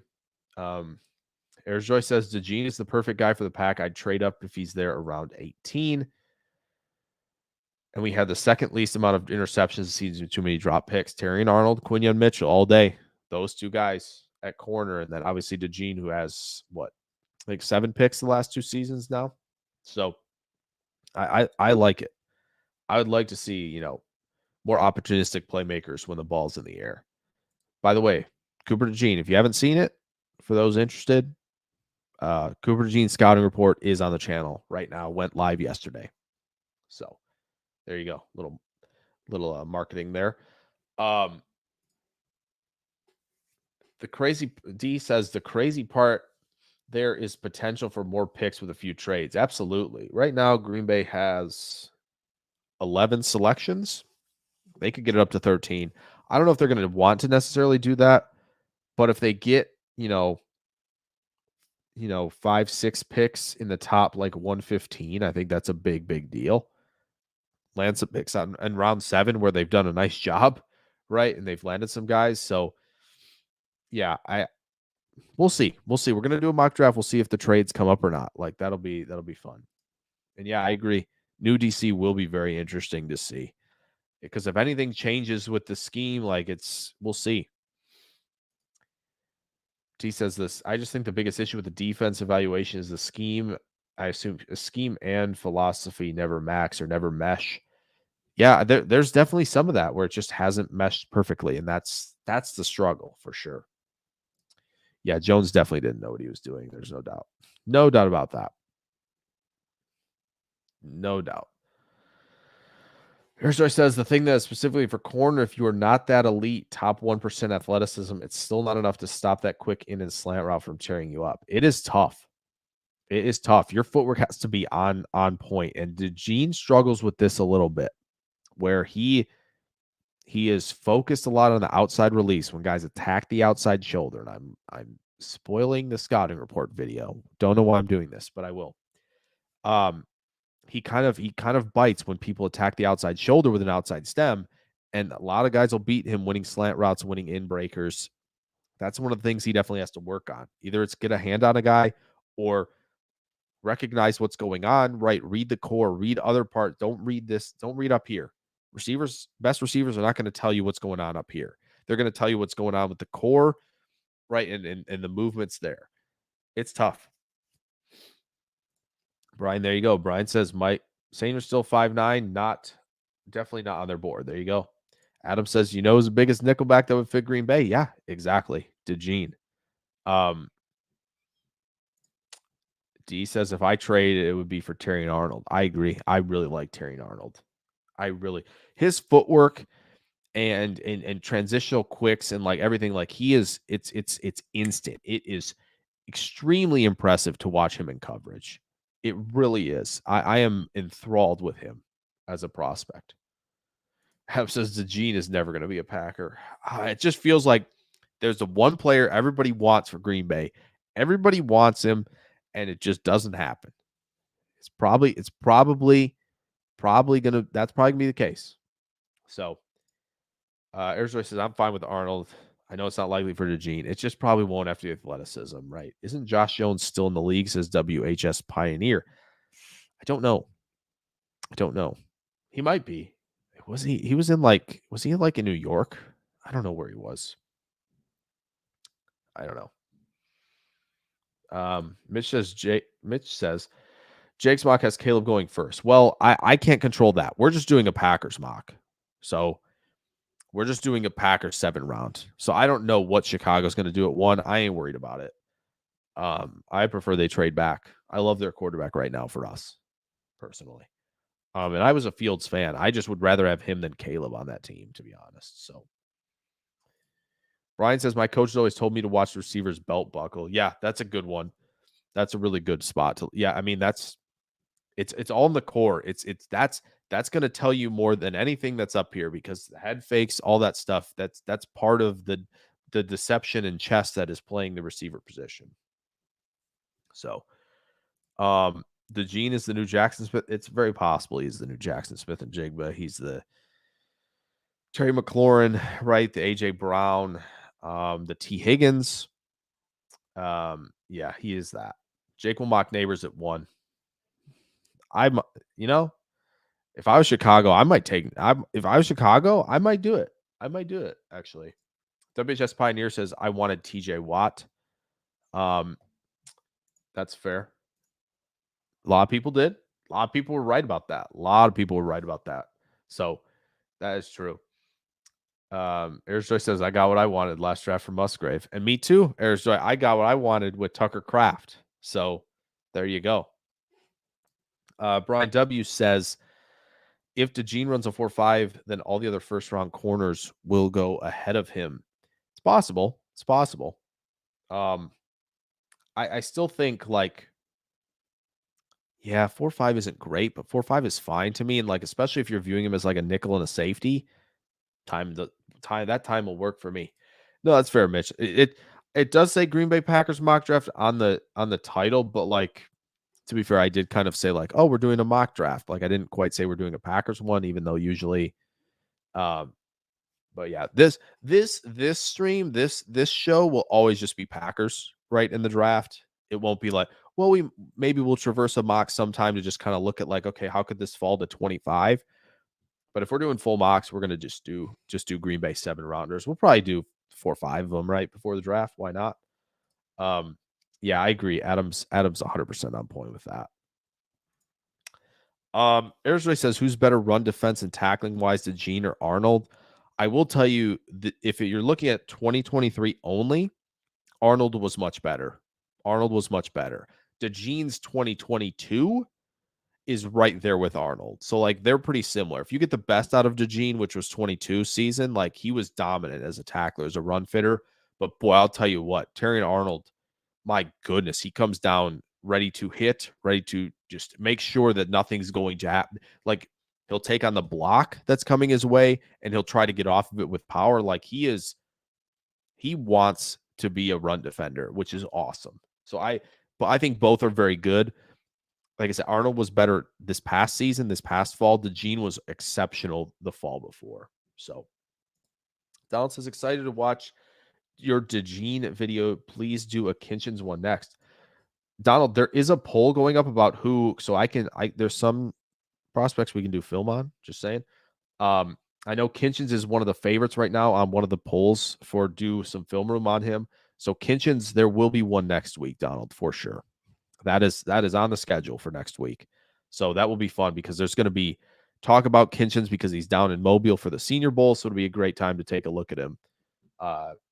So it should be a good one. Brian W says DeJean is a great tackler. Yeah, he's been good. Last year it was not as good, having done way too much on DeJean. I'm not kidding, Brian. I watched every snap of the last 2 years on DeJean. So if the 4-minute video isn't enough for you, I'm going to do like a Substack writing post on him, and just kind of, outline, a lot more words what DeJean is. Boy, it was a tiring exercise. It got really tiring watching Iowa defense. It is, oh my goodness, it was tough. They are a suffocating defense, though. They were really good. It was just, it's tough to watch. Like, it's tough to be like, oh wow, look at this great Big Ten West offense, because it really wasn't that. But it was tough. All right. Mitch says 4-5 would be great for DeJean. Yeah, it'll be a lot of flexibility. I think the broad jump and vert for DeJean are going to be super, super good. Like the explosion drills, those will be excellent. So there you go. Like the explosion will be good. I think the speed will be fine. It's going to be how good is the 3-cone, how good is the short shuttle, right? For sure. I think this as well. My guess for DeJean right now, if I had to guess, I would say 4. I'm going to go 4-4-4 right on the dot. That's my guess. I'm going to go 4-4-4. Provided he's healthy and can do it. And is like up to speed, he's ready to go, like everything's working. If he's still kind of battling it and he's going out there, so, here's what says, I noticed cornerback run defenders are a dying breed.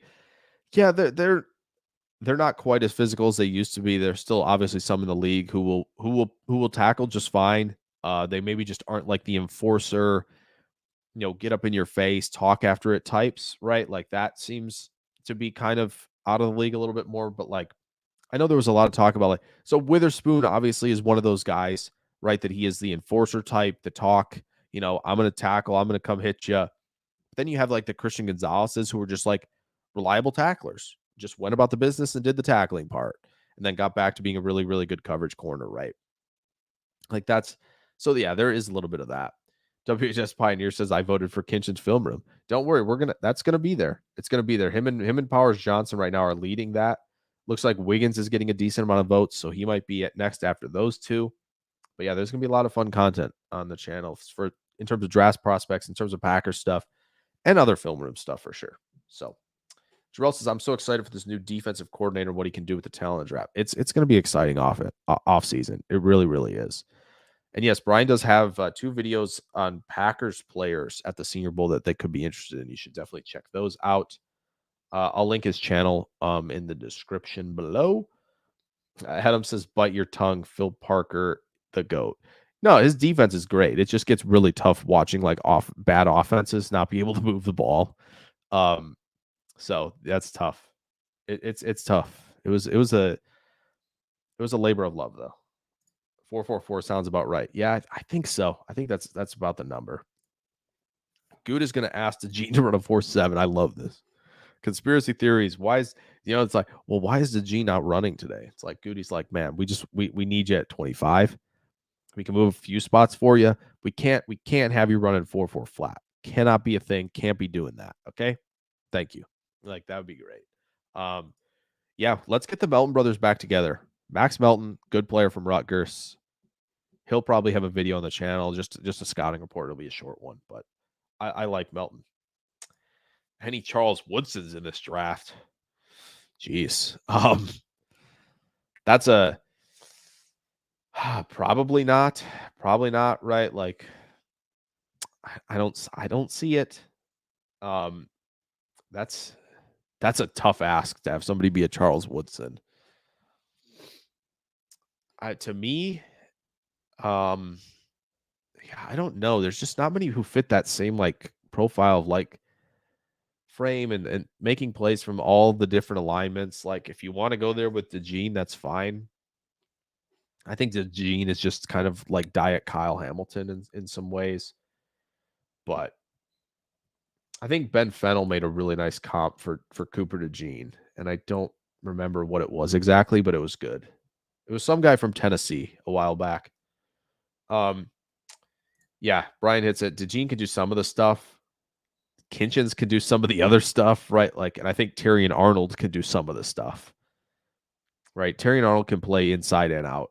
He can play in the slot too. So, Adam's a lifelong Iowa fan. Okay, well, I'm an Illinois guy, as you can probably see. Adam, just by your logo, just by your thing here. This is me here. But yeah, it's been tough. We played some really nice games against each other last couple of years, like 13-10. 9.6, we're doing great. We're playing some good ball. Yeah, I don't think DeGene. Yeah, I agree with Brian here. He probably won't play as much outside corner as Charles Woodson did. Ayers Joy says he likes Edgerrin Cooper to replace Campbell. I like the film. I think it was good. I think it was good film. He has to. Edgerrin Cooper. He kind of like he has to get around blocks. He doesn't quite. He can't go through guys, right? But like, he good blitzer, good coverage guy, sufficient athlete at the position. Like, I think he does a lot of things well. Adam says, is Max Melton the same level athlete as Bo? Brian says close. Yeah, and this is it. Bigger, not as fast. Yeah. Bo Melton is fast. Bo Melton is fast. Brian W says Max should be around 3 for what it's worth. I don't disagree. I don't disagree with that. Mitch says, is King a lesser Woodson? I assume that's Kalen King from Penn State. Maybe. Kalen King's an interesting eval because this past year did not go very well. Obviously had a really nice 2022, if that's what you're talking about, Mitch. But like, somebody the Packers would probably consider a corner because he's a younger guy. He's probably going to test pretty well. Like, Penn State guys are good athletes, and kind of makes sense. Probably DTD to do some Woodson stuff. Finally got to him. Yeah, he can do a little bit of that. I would like to get more. I've only seen a couple games to this point. Airjoy says, my thing with Cooper, this is the last one. We're going to start the mock because we're going to finish with the mock.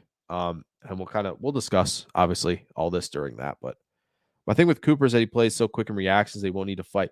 Yeah, this is true. He does a good job of like setting guys up and getting around. He'll get around the tight end, coming to the second level.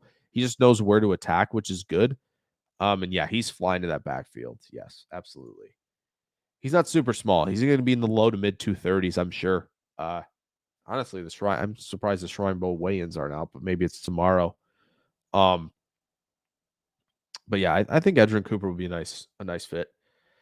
Packers Kingdom says, can we try Nixon at safety? Well, we'd have to re-sign him first. And Patrick Queen is 6 foot, but a beast. Yeah, Patrick Queen's going to get a lot of money if Baltimore doesn't give him it, which I assume Baltimore won't because they have Trenton Simpson waiting in the wings to do what Queen did. So Queen's probably going to get a decent bit of money.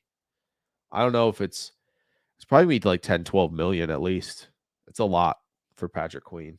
I don't think Green Bay will probably go that direction. Okay. Oh, yeah. Keaton Oladapo. Yeah, I like him too. Another guy at the Senior Bowl who's going to be interesting. It's just Pioneer says, I want Nixon playing wide receiver, running back instead of corner. It was fun to have him. It was fun to have him having being a part of the offense for a minute there. Mitch doesn't want to know what Caleb Williams' hand size is. We'll have plenty of time for those discussions. There's no doubt about that. Packers Kingdom says, so Trotter won't be bad. No, he's just on a little bit of the lower end of the size stuff. But I think it'll be okay.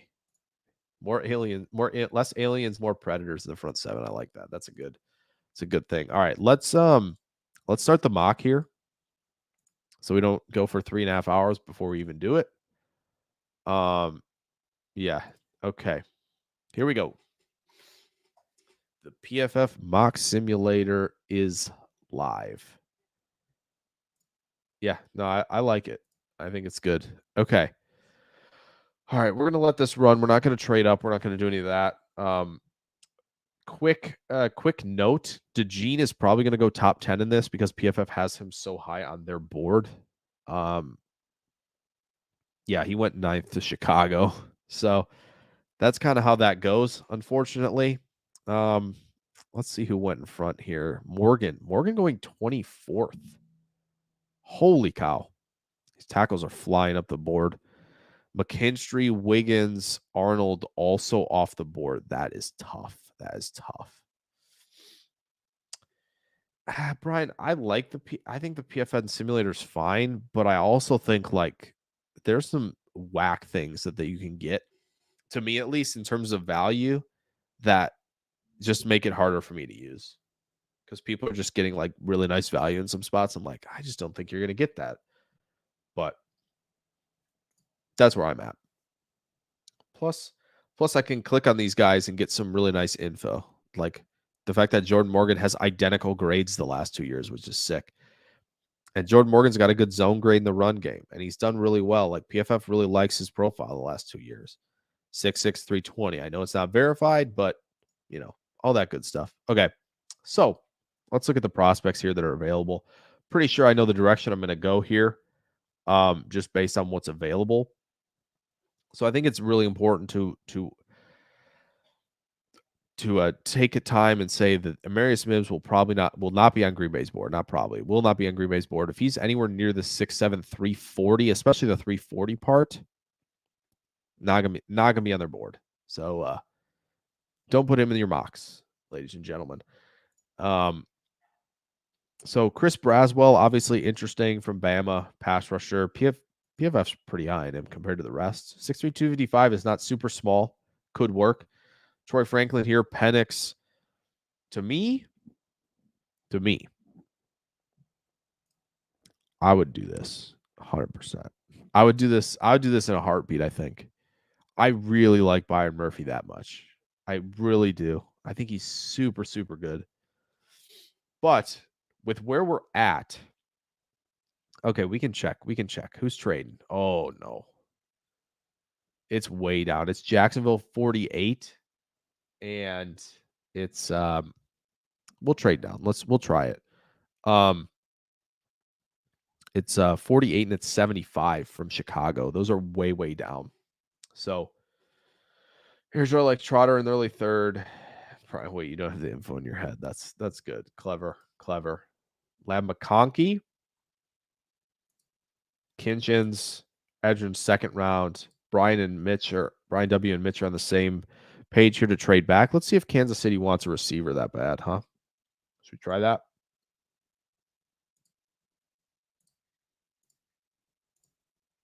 Okay, they're not interested at all. Are the Bills? No. This is the struggle. Carolina, yeah, they're not giving up picks for that. Come get your QB. Yeah, I don't think we're gonna get lucky here. Unfortunately. In the division? Nope. Yeah, the problem is nobody's interested, and that's tough. Yeah, I don't think we're gonna get anything to happen, guys. So I think we're gonna have to make a pick here. Because I don't think anybody's gonna make a move. Clicking on all the teams that could come up for QB, and they are just not interested one bit. So that's tough. So we're gonna have to stick. Okay. Let's get these proceedings moving here. Kinchins and Newman feel like the choices to me right there. I wouldn't mind with Graham Barton, right? Troy Fontenot, Quinion Mitchell to me should be picked pretty early. He could go there. Mike Hebring says to go Tyler Newman. I like that. That would be good. It feels like we got to find a way to make sure that we land, the secondary. We get all that kind of taken care of pretty early in this, especially safety, because if you don't go, the safety route early, it gets tough. It gets tough out here. But I do think there are some decent options at defensive tackle later. Stick and pick. I'm in for Newman. You're right with the DT. Wait, scroll up again. Who's at the top? I can go back to the top. Lab McConkey that's outrageously high to me, but is what it is. Mims and Braswell are at the top. D. Hendricks wants Murphy. Can Mitchell start outside on day one? Yeah, I think so. At least it's hard to watch tape on safety coverage. Yeah, you got to have the all 22 for that. I think Newman's really good in coverage. I think he can play the 2-high shell. But I do think that he maybe lacks a little bit of the upside that Green Bay likes to swing for in the first Mike Hebring says he's okay with Mitchell. Do you like Bullard? I do like Bullard. I do. I like him quite a bit. Safety just thins so quickly. But corner's obviously a need. Brian W says Barton's a textbook Packer lineman versatility. I'm just worried about the arm length because it shows up on film. And I'm not sure he can handle it out there. Airjoy says Newman or Quinion. Donald Krieger says take our starting safety and keep it moving. That's fair. Yeah, we're not going to waste a ton of time. Mitch Kool-Aid is not there. He went, where did he go? 18th to the Bengals, unfortunately. Mike Hebring says he's okay with Murphy. I think I like the idea of Donald saying, let's take our starting safety and keep it moving. We can't go Jordan Morgan, unfortunately. He has gone right here in front of us to the Cowboys, which is tough. He is right here, trying to make that blink a little bit. Let's get the starting safety. And I know Brian's not going to like this. I'm going to pass on Kinchins this time only because we've taken Kinchins, I feel like, in every mock we've done. Let's get Tyler Newman this time just to see how it goes. Okay, we get the true safety early. Oh, we lost out on the two best corners that were still there, which is unfortunate. But there are other corners to look at here. Kalen King now becomes very interesting because both Tampa and Mitchell got off the board. Again, we got kind of getting sniped a little bit. Quinion goes right in front of us. That's tough. D says our safeties in the class good enough to force it. Yeah, I'd force the issue a little bit more just because I feel like the depth is lacking. There were a few guys who went back it was concerning to me. Bullock is fine. He would make sense here. I think it's okay. I like Bullard enough. But after that, it gets tough. Bo Braid is nice. But other than that, there's box safety for Bishop, linebacker probably for James Williams. Trey Taylor's interesting. Oladapo is, but if you want a quality guy, you're probably gonna have to get one there. Here's what I said, Darnold and G at the top, McKinstry gone, goes Newman. I do like Newman though. Kalen Carson might be a Packer. They moved Vaki up to 71. Yeah, they moved him up quite a bit. I'm kind of surprised at that. I haven't gotten to his yet, but I know he's played some running back too. Yeah, this is tough. Quinion goes right before Green Bay picks. So that was tough, but I understand maybe not wanting him in the first. I understand that there's probably going to be concern about him playing in the MAC. That's understandable. It's what it is. But I think he can be a really, really good player. Rakestraw, unfortunately, even went, Mitch, before we picked in the first. I'll go back a little bit. Yeah, Rakestraw went 20th to Pittsburgh, which is insane. So a little bit of spot of bother here just because, we didn't quite land where we wanted to. Jonah Ellis, Mike, I'll be honest on Jonah Ellis, okay? We kind of talked about this a little bit earlier. About Ellis, where to me, when you look at him, this 246 thing, I'm just not sure that this is going to play for them. They go bigger. They go bigger at edge. And I know maybe the defensive coordinator changes it, but for now, what we know from what Goody has done, he's just gone a lot bigger than 246. A lot bigger. Pretty much every time. So there are options here. Edge rusher Chop Robinson's obviously 250. That's big enough. Chris Jenkins, I know, will be a favorite for a lot of people because he defends the run at a high level. 6'3", 305. My only concern is corner. O-line. Packers Kingdom. I wish we could get Ennis Rakestraw later, but he's gone. He went 20th in this mock. I think it would be a good Packers draft because Goot doesn't mind reaching. Yeah, Goot will get his guys. So trenches. There's Joy. Rodmore went back to school. That's why I'm concerned about the safety class a little bit more now. He went back to school. So Rodmore back to Michigan kind of hurt the class a little bit. TJ Tampa's already off, unfortunately, Mitch. So that stinks. He went Washington. Washington just straight up screwed us. They're like, all right, they need corner. Yeah, I'll take Tampa and Quinyon. What a joke. That's tough. We hate to see that. Guyton is nice, but I'm concerned he's a little bit too big for what Green Bay wants at the tackle position. Jenkins, I believe, yes, he is related to them. Yeah. He likes Chop a lot. Yeah, it was unfortunate that Rob Moore went back to school.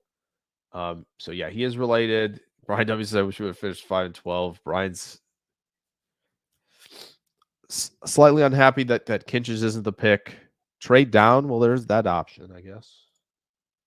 Yeah, Jacksonville wants to move down a spot. Let's see what we can get here. Could take 116 from them. Should we do that? Move down 3? We can move down 3. That offer's still on the table. I know that Jackson Powers Johnson is available if we want to do that. I'm totally fine with that.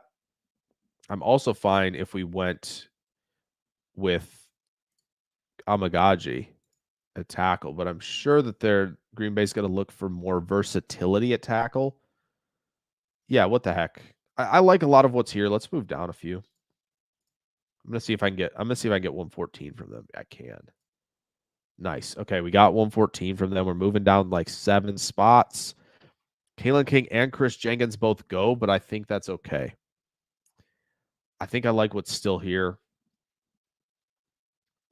Could go Chop. Could go linebacker. But I have my eye on Colson a little bit later. There are going to be guys like Cedric Gray.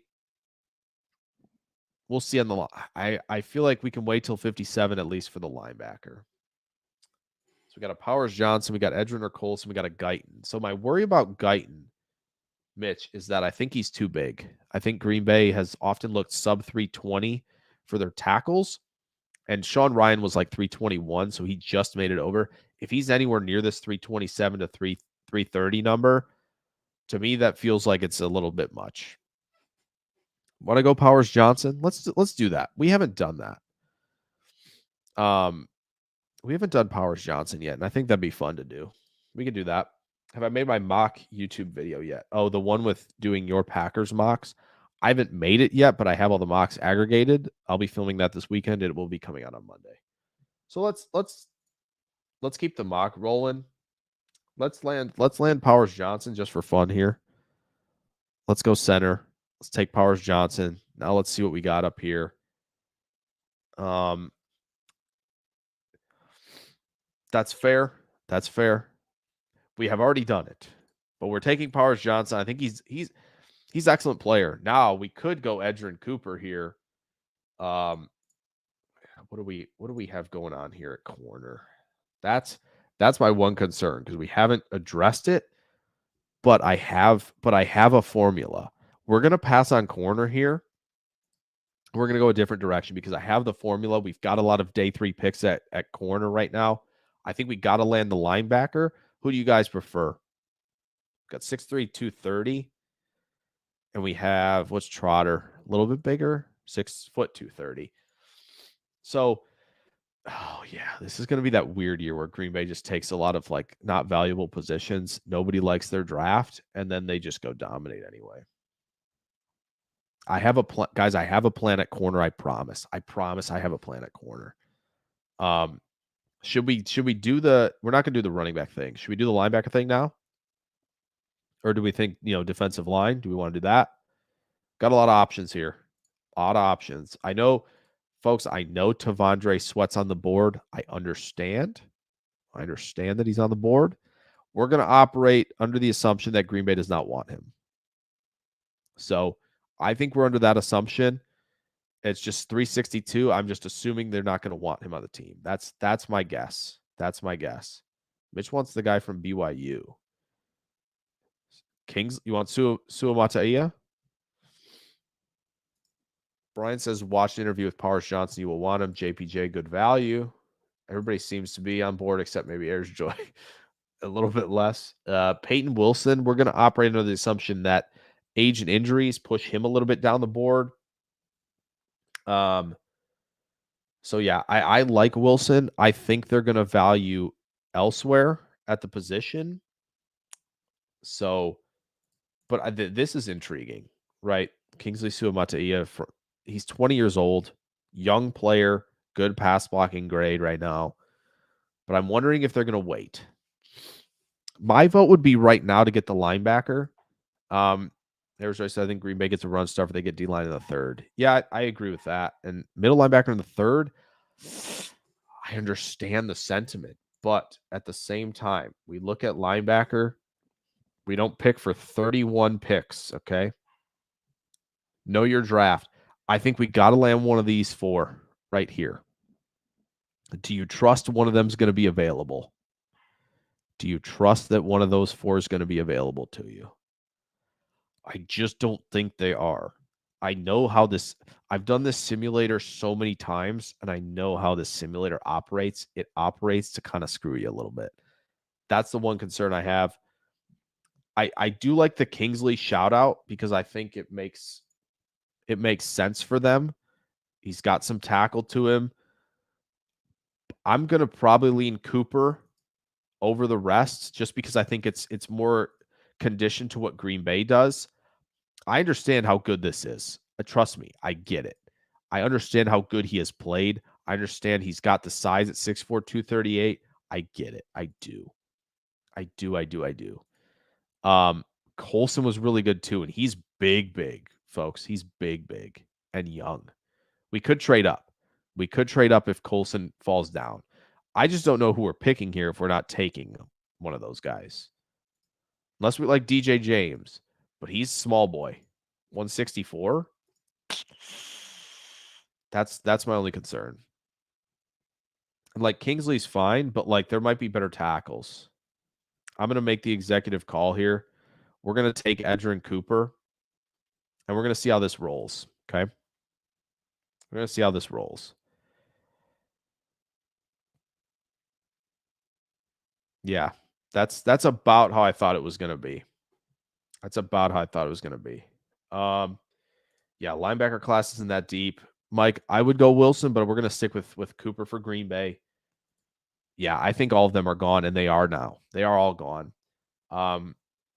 So Goop could afford to gamble on Wilson. It's not impossible.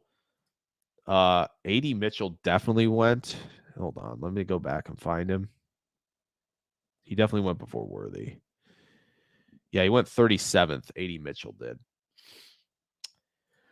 Well, we didn't go Trotter, Brian, which is good. We went Cooper instead, so that's at least a W, I guess. All right, now we're gonna start cooking. Okay, I've got a lot of thoughts at this point in the draft. We got 2 in the next 4. Okay, that gives us some room to land some studs here. We could grab Fisk for the Fisky. I don't know if that's which is right.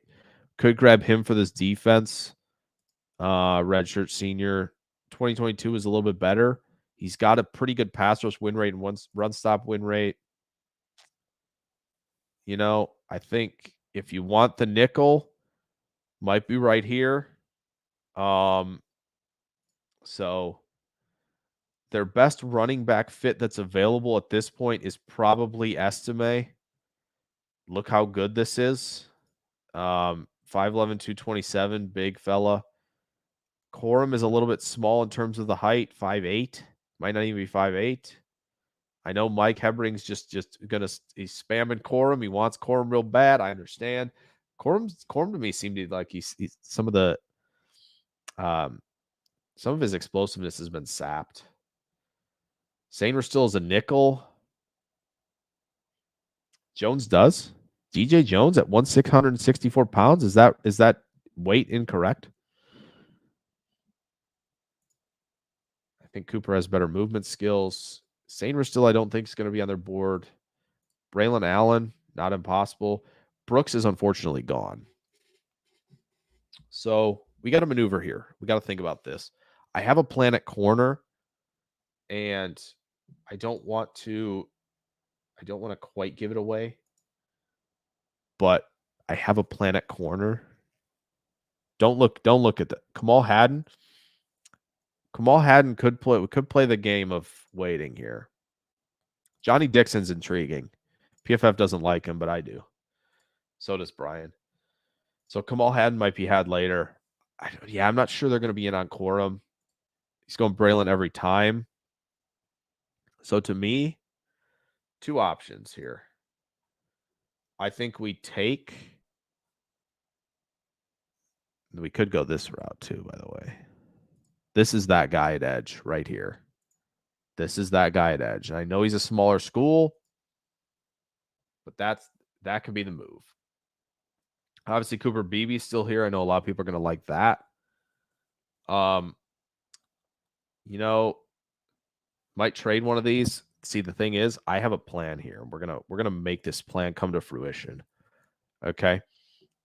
We've got so many picks in the next bit here. We just got to land everything. Just got to land the plane here.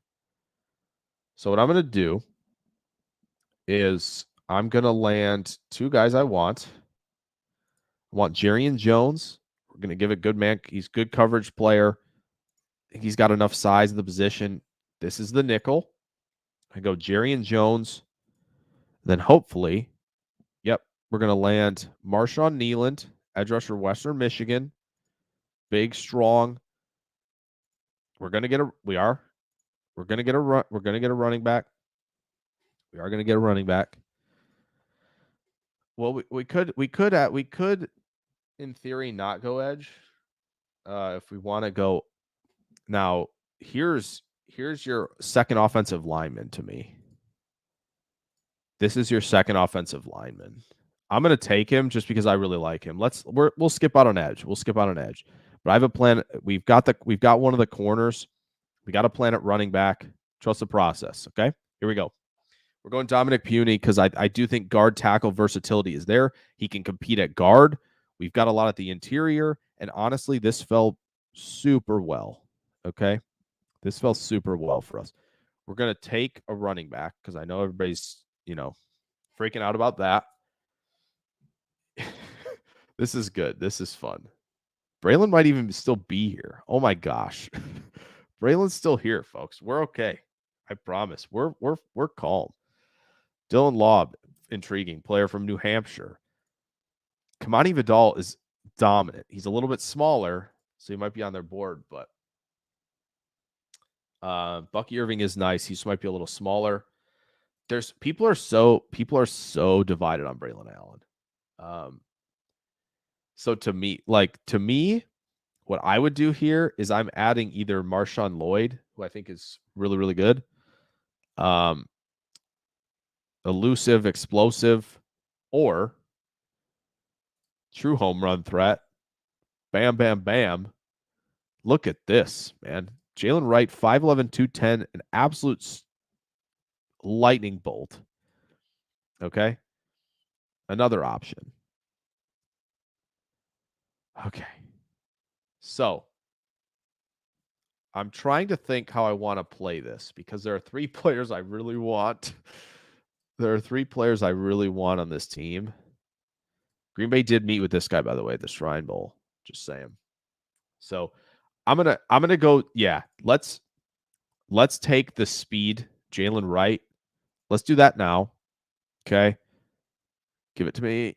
Oh, we didn't get. Okay, we got a little bit screwed, but it's okay.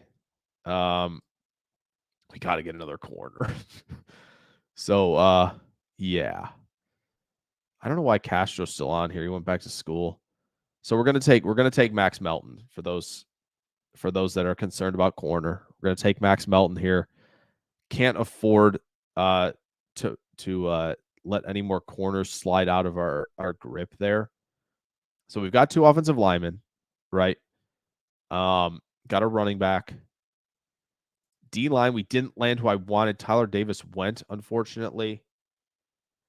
But there are some other guys in here that are interesting to me. Evan Anderson's a little bit bigger. Could go Jaden Hicks. I think it was Brian W. I think this was this was Brugler's, where he had him going 41st to Green Bay, so in the second round. But yes, One of the pundits did. Yeah. Yeah. There's Joy. Yeah, we did go Jalen Wright because I do really think he is perfect. Now there are edge rushers to potentially grab here. Donald's in on the process, baby. We like that. We like that. So yeah, it was Brugler at 41. Jaden Hicks is interesting. I think he's the top player left according to this board. Oh no, maybe he isn't. Did he go? Oh yeah, he did go after I took Melton because we needed that. You know, I think Mustafa's interesting. Gonna have to probably grab one more corner before we get out of here. So that's really one thing. Okay. Okay. Okay. Guys, this is the edge rusher right here. A little bit lighter. And so I know I was harping on this, and Mike Hebring is gonna probably roast me and should. But he's 6'6", 245, and he boy does he provide some juice. And yeah, 356 is a little bit bigger, a little bit bigger. Braylon is the only big bruiser back. That's fair. I like Wright a lot. So this is the struggle. We can either take Booker there, or we grab the other corner and get out of Dodge. The other corner to me is Johnny Dixon. These grades, I don't really care. Doesn't bother me a lot. Now, bring up Kamal Haddon is interesting, right? And I kind of like that. I like that a lot. So we could do that. I'm going to leave this to you guys, chat. You tell me what we want to do here. We can get the edge rusher in Booker, or we can wait. We'll see what falls down the line. There's still some guys here that are interesting. Or we grab the corner now. Do we grab the corner now? And if so, should we grab Dixon or should we grab a Haddon? That's the one time I'm going to ask y'all what we're going to do. Okay, Donald says go corner. I think it's more valuable to what the team needs right now. All right, we'll do that. Cornerback due to need. Yeah, we kind of messed up a little bit. Oh, the edge rusher I was referring to is a small school guy. Oh, the Nealand. Yeah. Yeah. It was tough because I think there were a few things we needed at that point, and I wanted to get him. Haddon, I think Mike Hebring is saying take Haddon. We got 3 for corner, 1 for edge. Guess we'll go corner here. Let's take Kamal Haddon for fun. Good zone coverage. Good. I like PFF likes him a lot here. Maybe check safety. Yeah, safety looks okay. There are a couple guys we can grab. We can grab at safety. There are a couple guys. We're gonna take Kamal Haddon because it looks good. 2 Tennessee guys in this mock. It's kind of wild stuff there. Okay, we'll see how this goes. I'm looking at like 2 specific guys and waiting for them to get off the board before you pick again. I'm gonna be mad. Okay. Really nice. Really nice. Okay. Unfortunately, Taj Brooks is still in here, but he went back to school, so we can't worry about him. Okay. Safeties. Kenny Logan. Intriguing. Yeah, I've gone rogue, Brian. I've completely gone rogue. But Brian, we can land your guy. We're taking 5 secondary players. Does that seem like too many? Does that seem like too many? We do have to third offensive lineman. Oh man. That's a good point. QB. Oh, geez. This is really tough. No, yeah, Brian, I know who you want. I know who Brian wants at safety. He mentioned him already. It's this guy right here. Look how good he is. Oladapo. And even linebackers. Oh, we did take one. I mean, Trevin Wallace, perhaps. 6'2", 241. Maybe Curtis Jacobs, 6'1", 238. There's some middle linebackers there. Gus Bradley's kid. Could do that.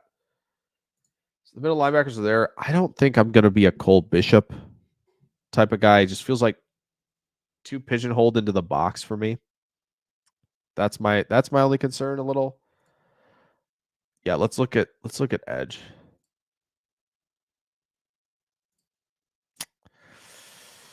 Oh man. There are some. It's not going to be great down here this late. Fortunately, Zion's probably not their type. Miles Cole, 6'6", 280s, big boy.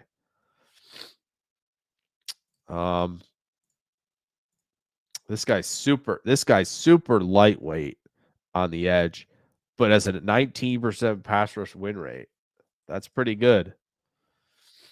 We could go rogue here. I'm not opposed to doing so. But we got to land Oladapo. 4 picks left.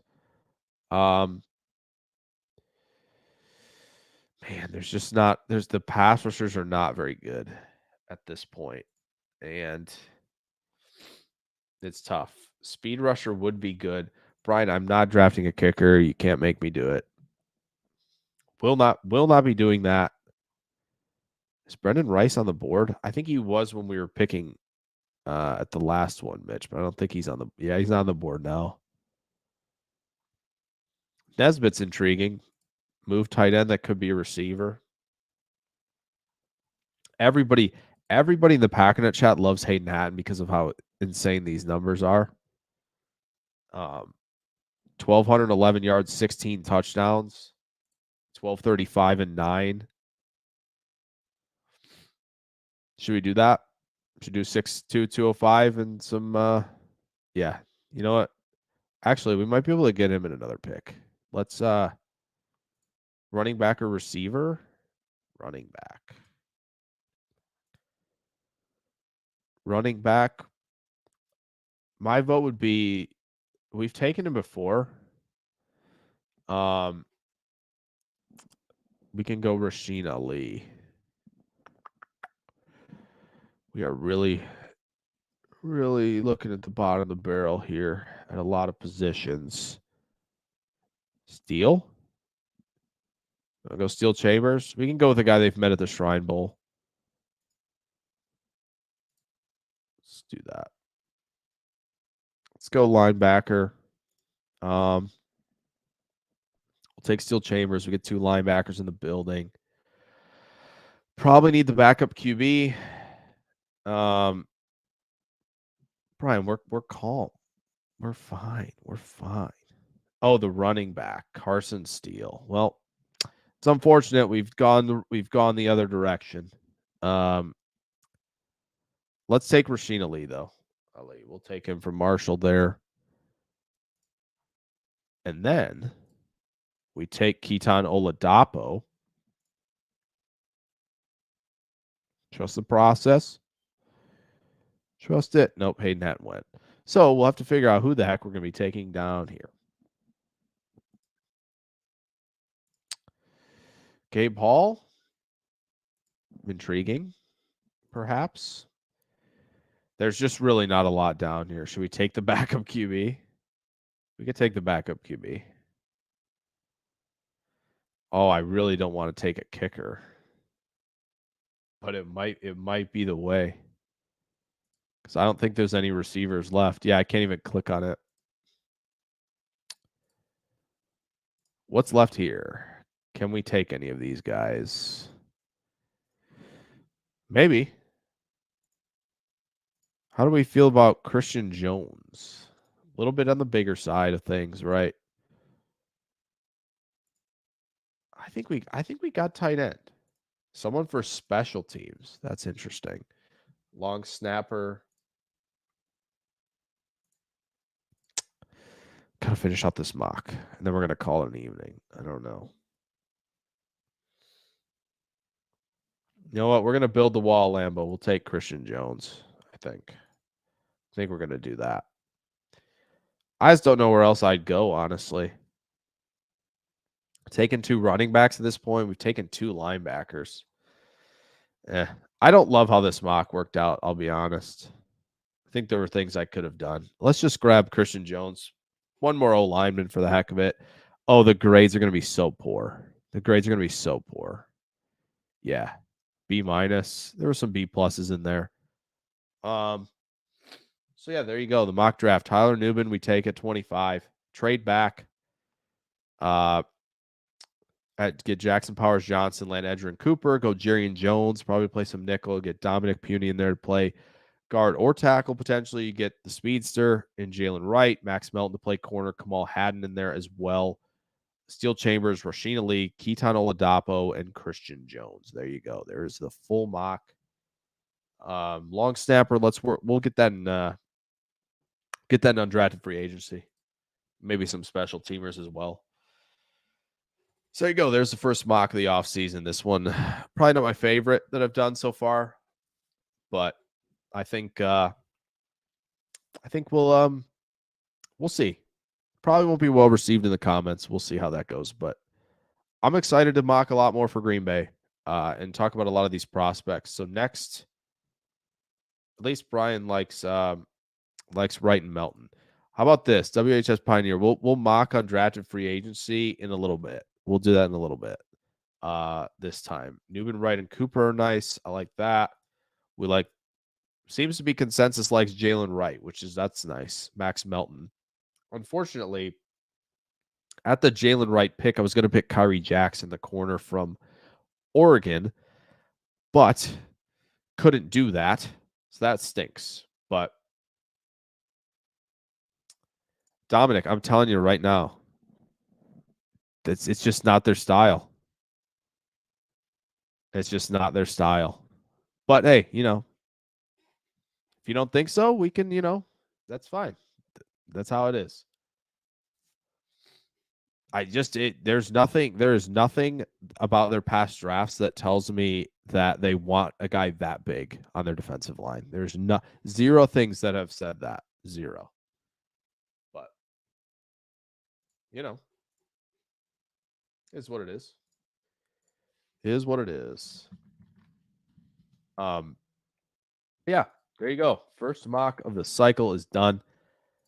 Appreciate you all hanging out.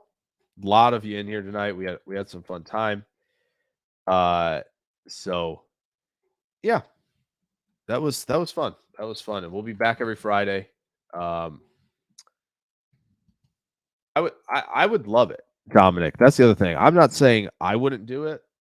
But like TJ Slayton, if you're gonna go there, he was 330. That's it. 330. Nowhere near 362. Nowhere near it. So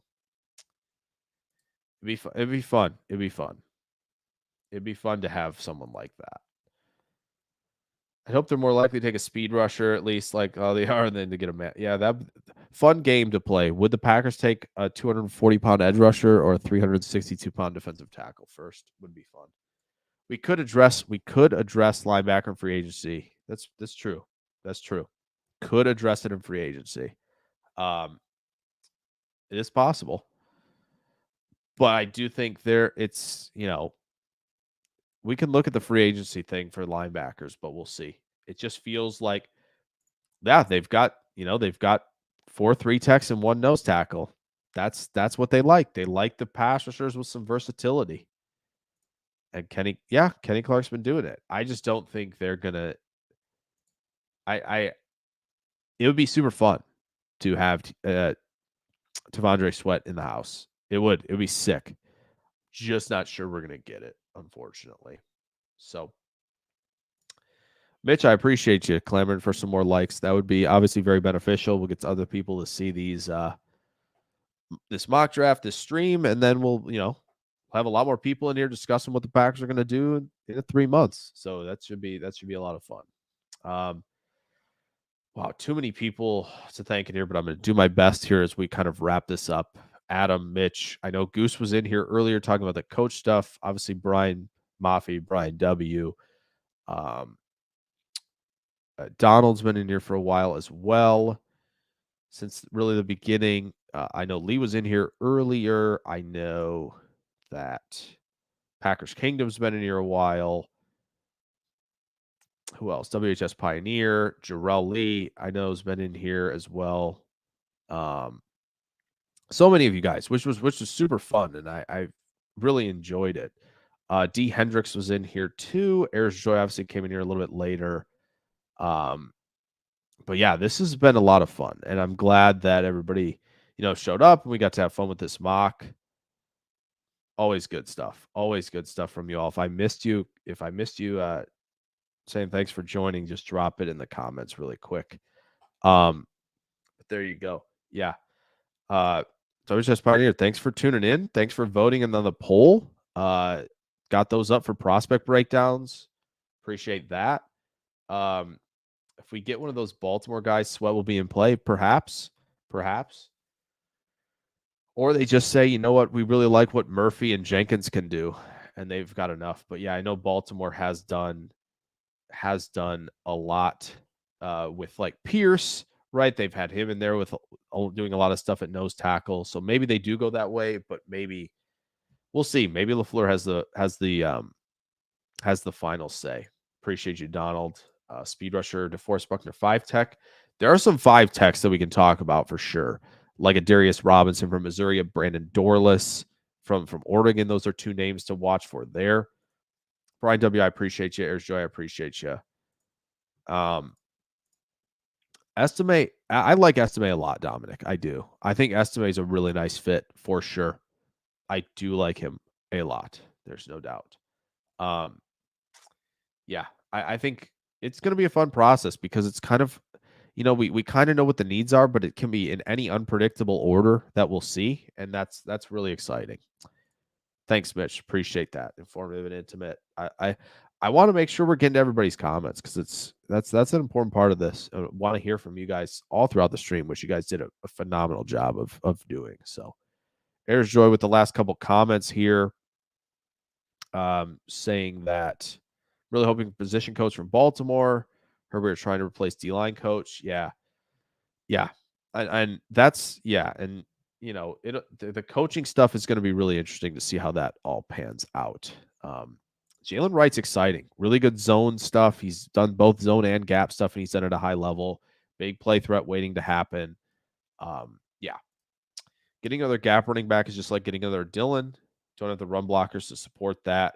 Yeah, that's what we definitely need slashers, Dominic, in the zone running game. That's why I like guys like Jalen Wright, especially why I like guys like Marshawn Lloyd from USC. I like him a lot in that regard. Estime is a really good example as well. I like Ray Davis from Kentucky.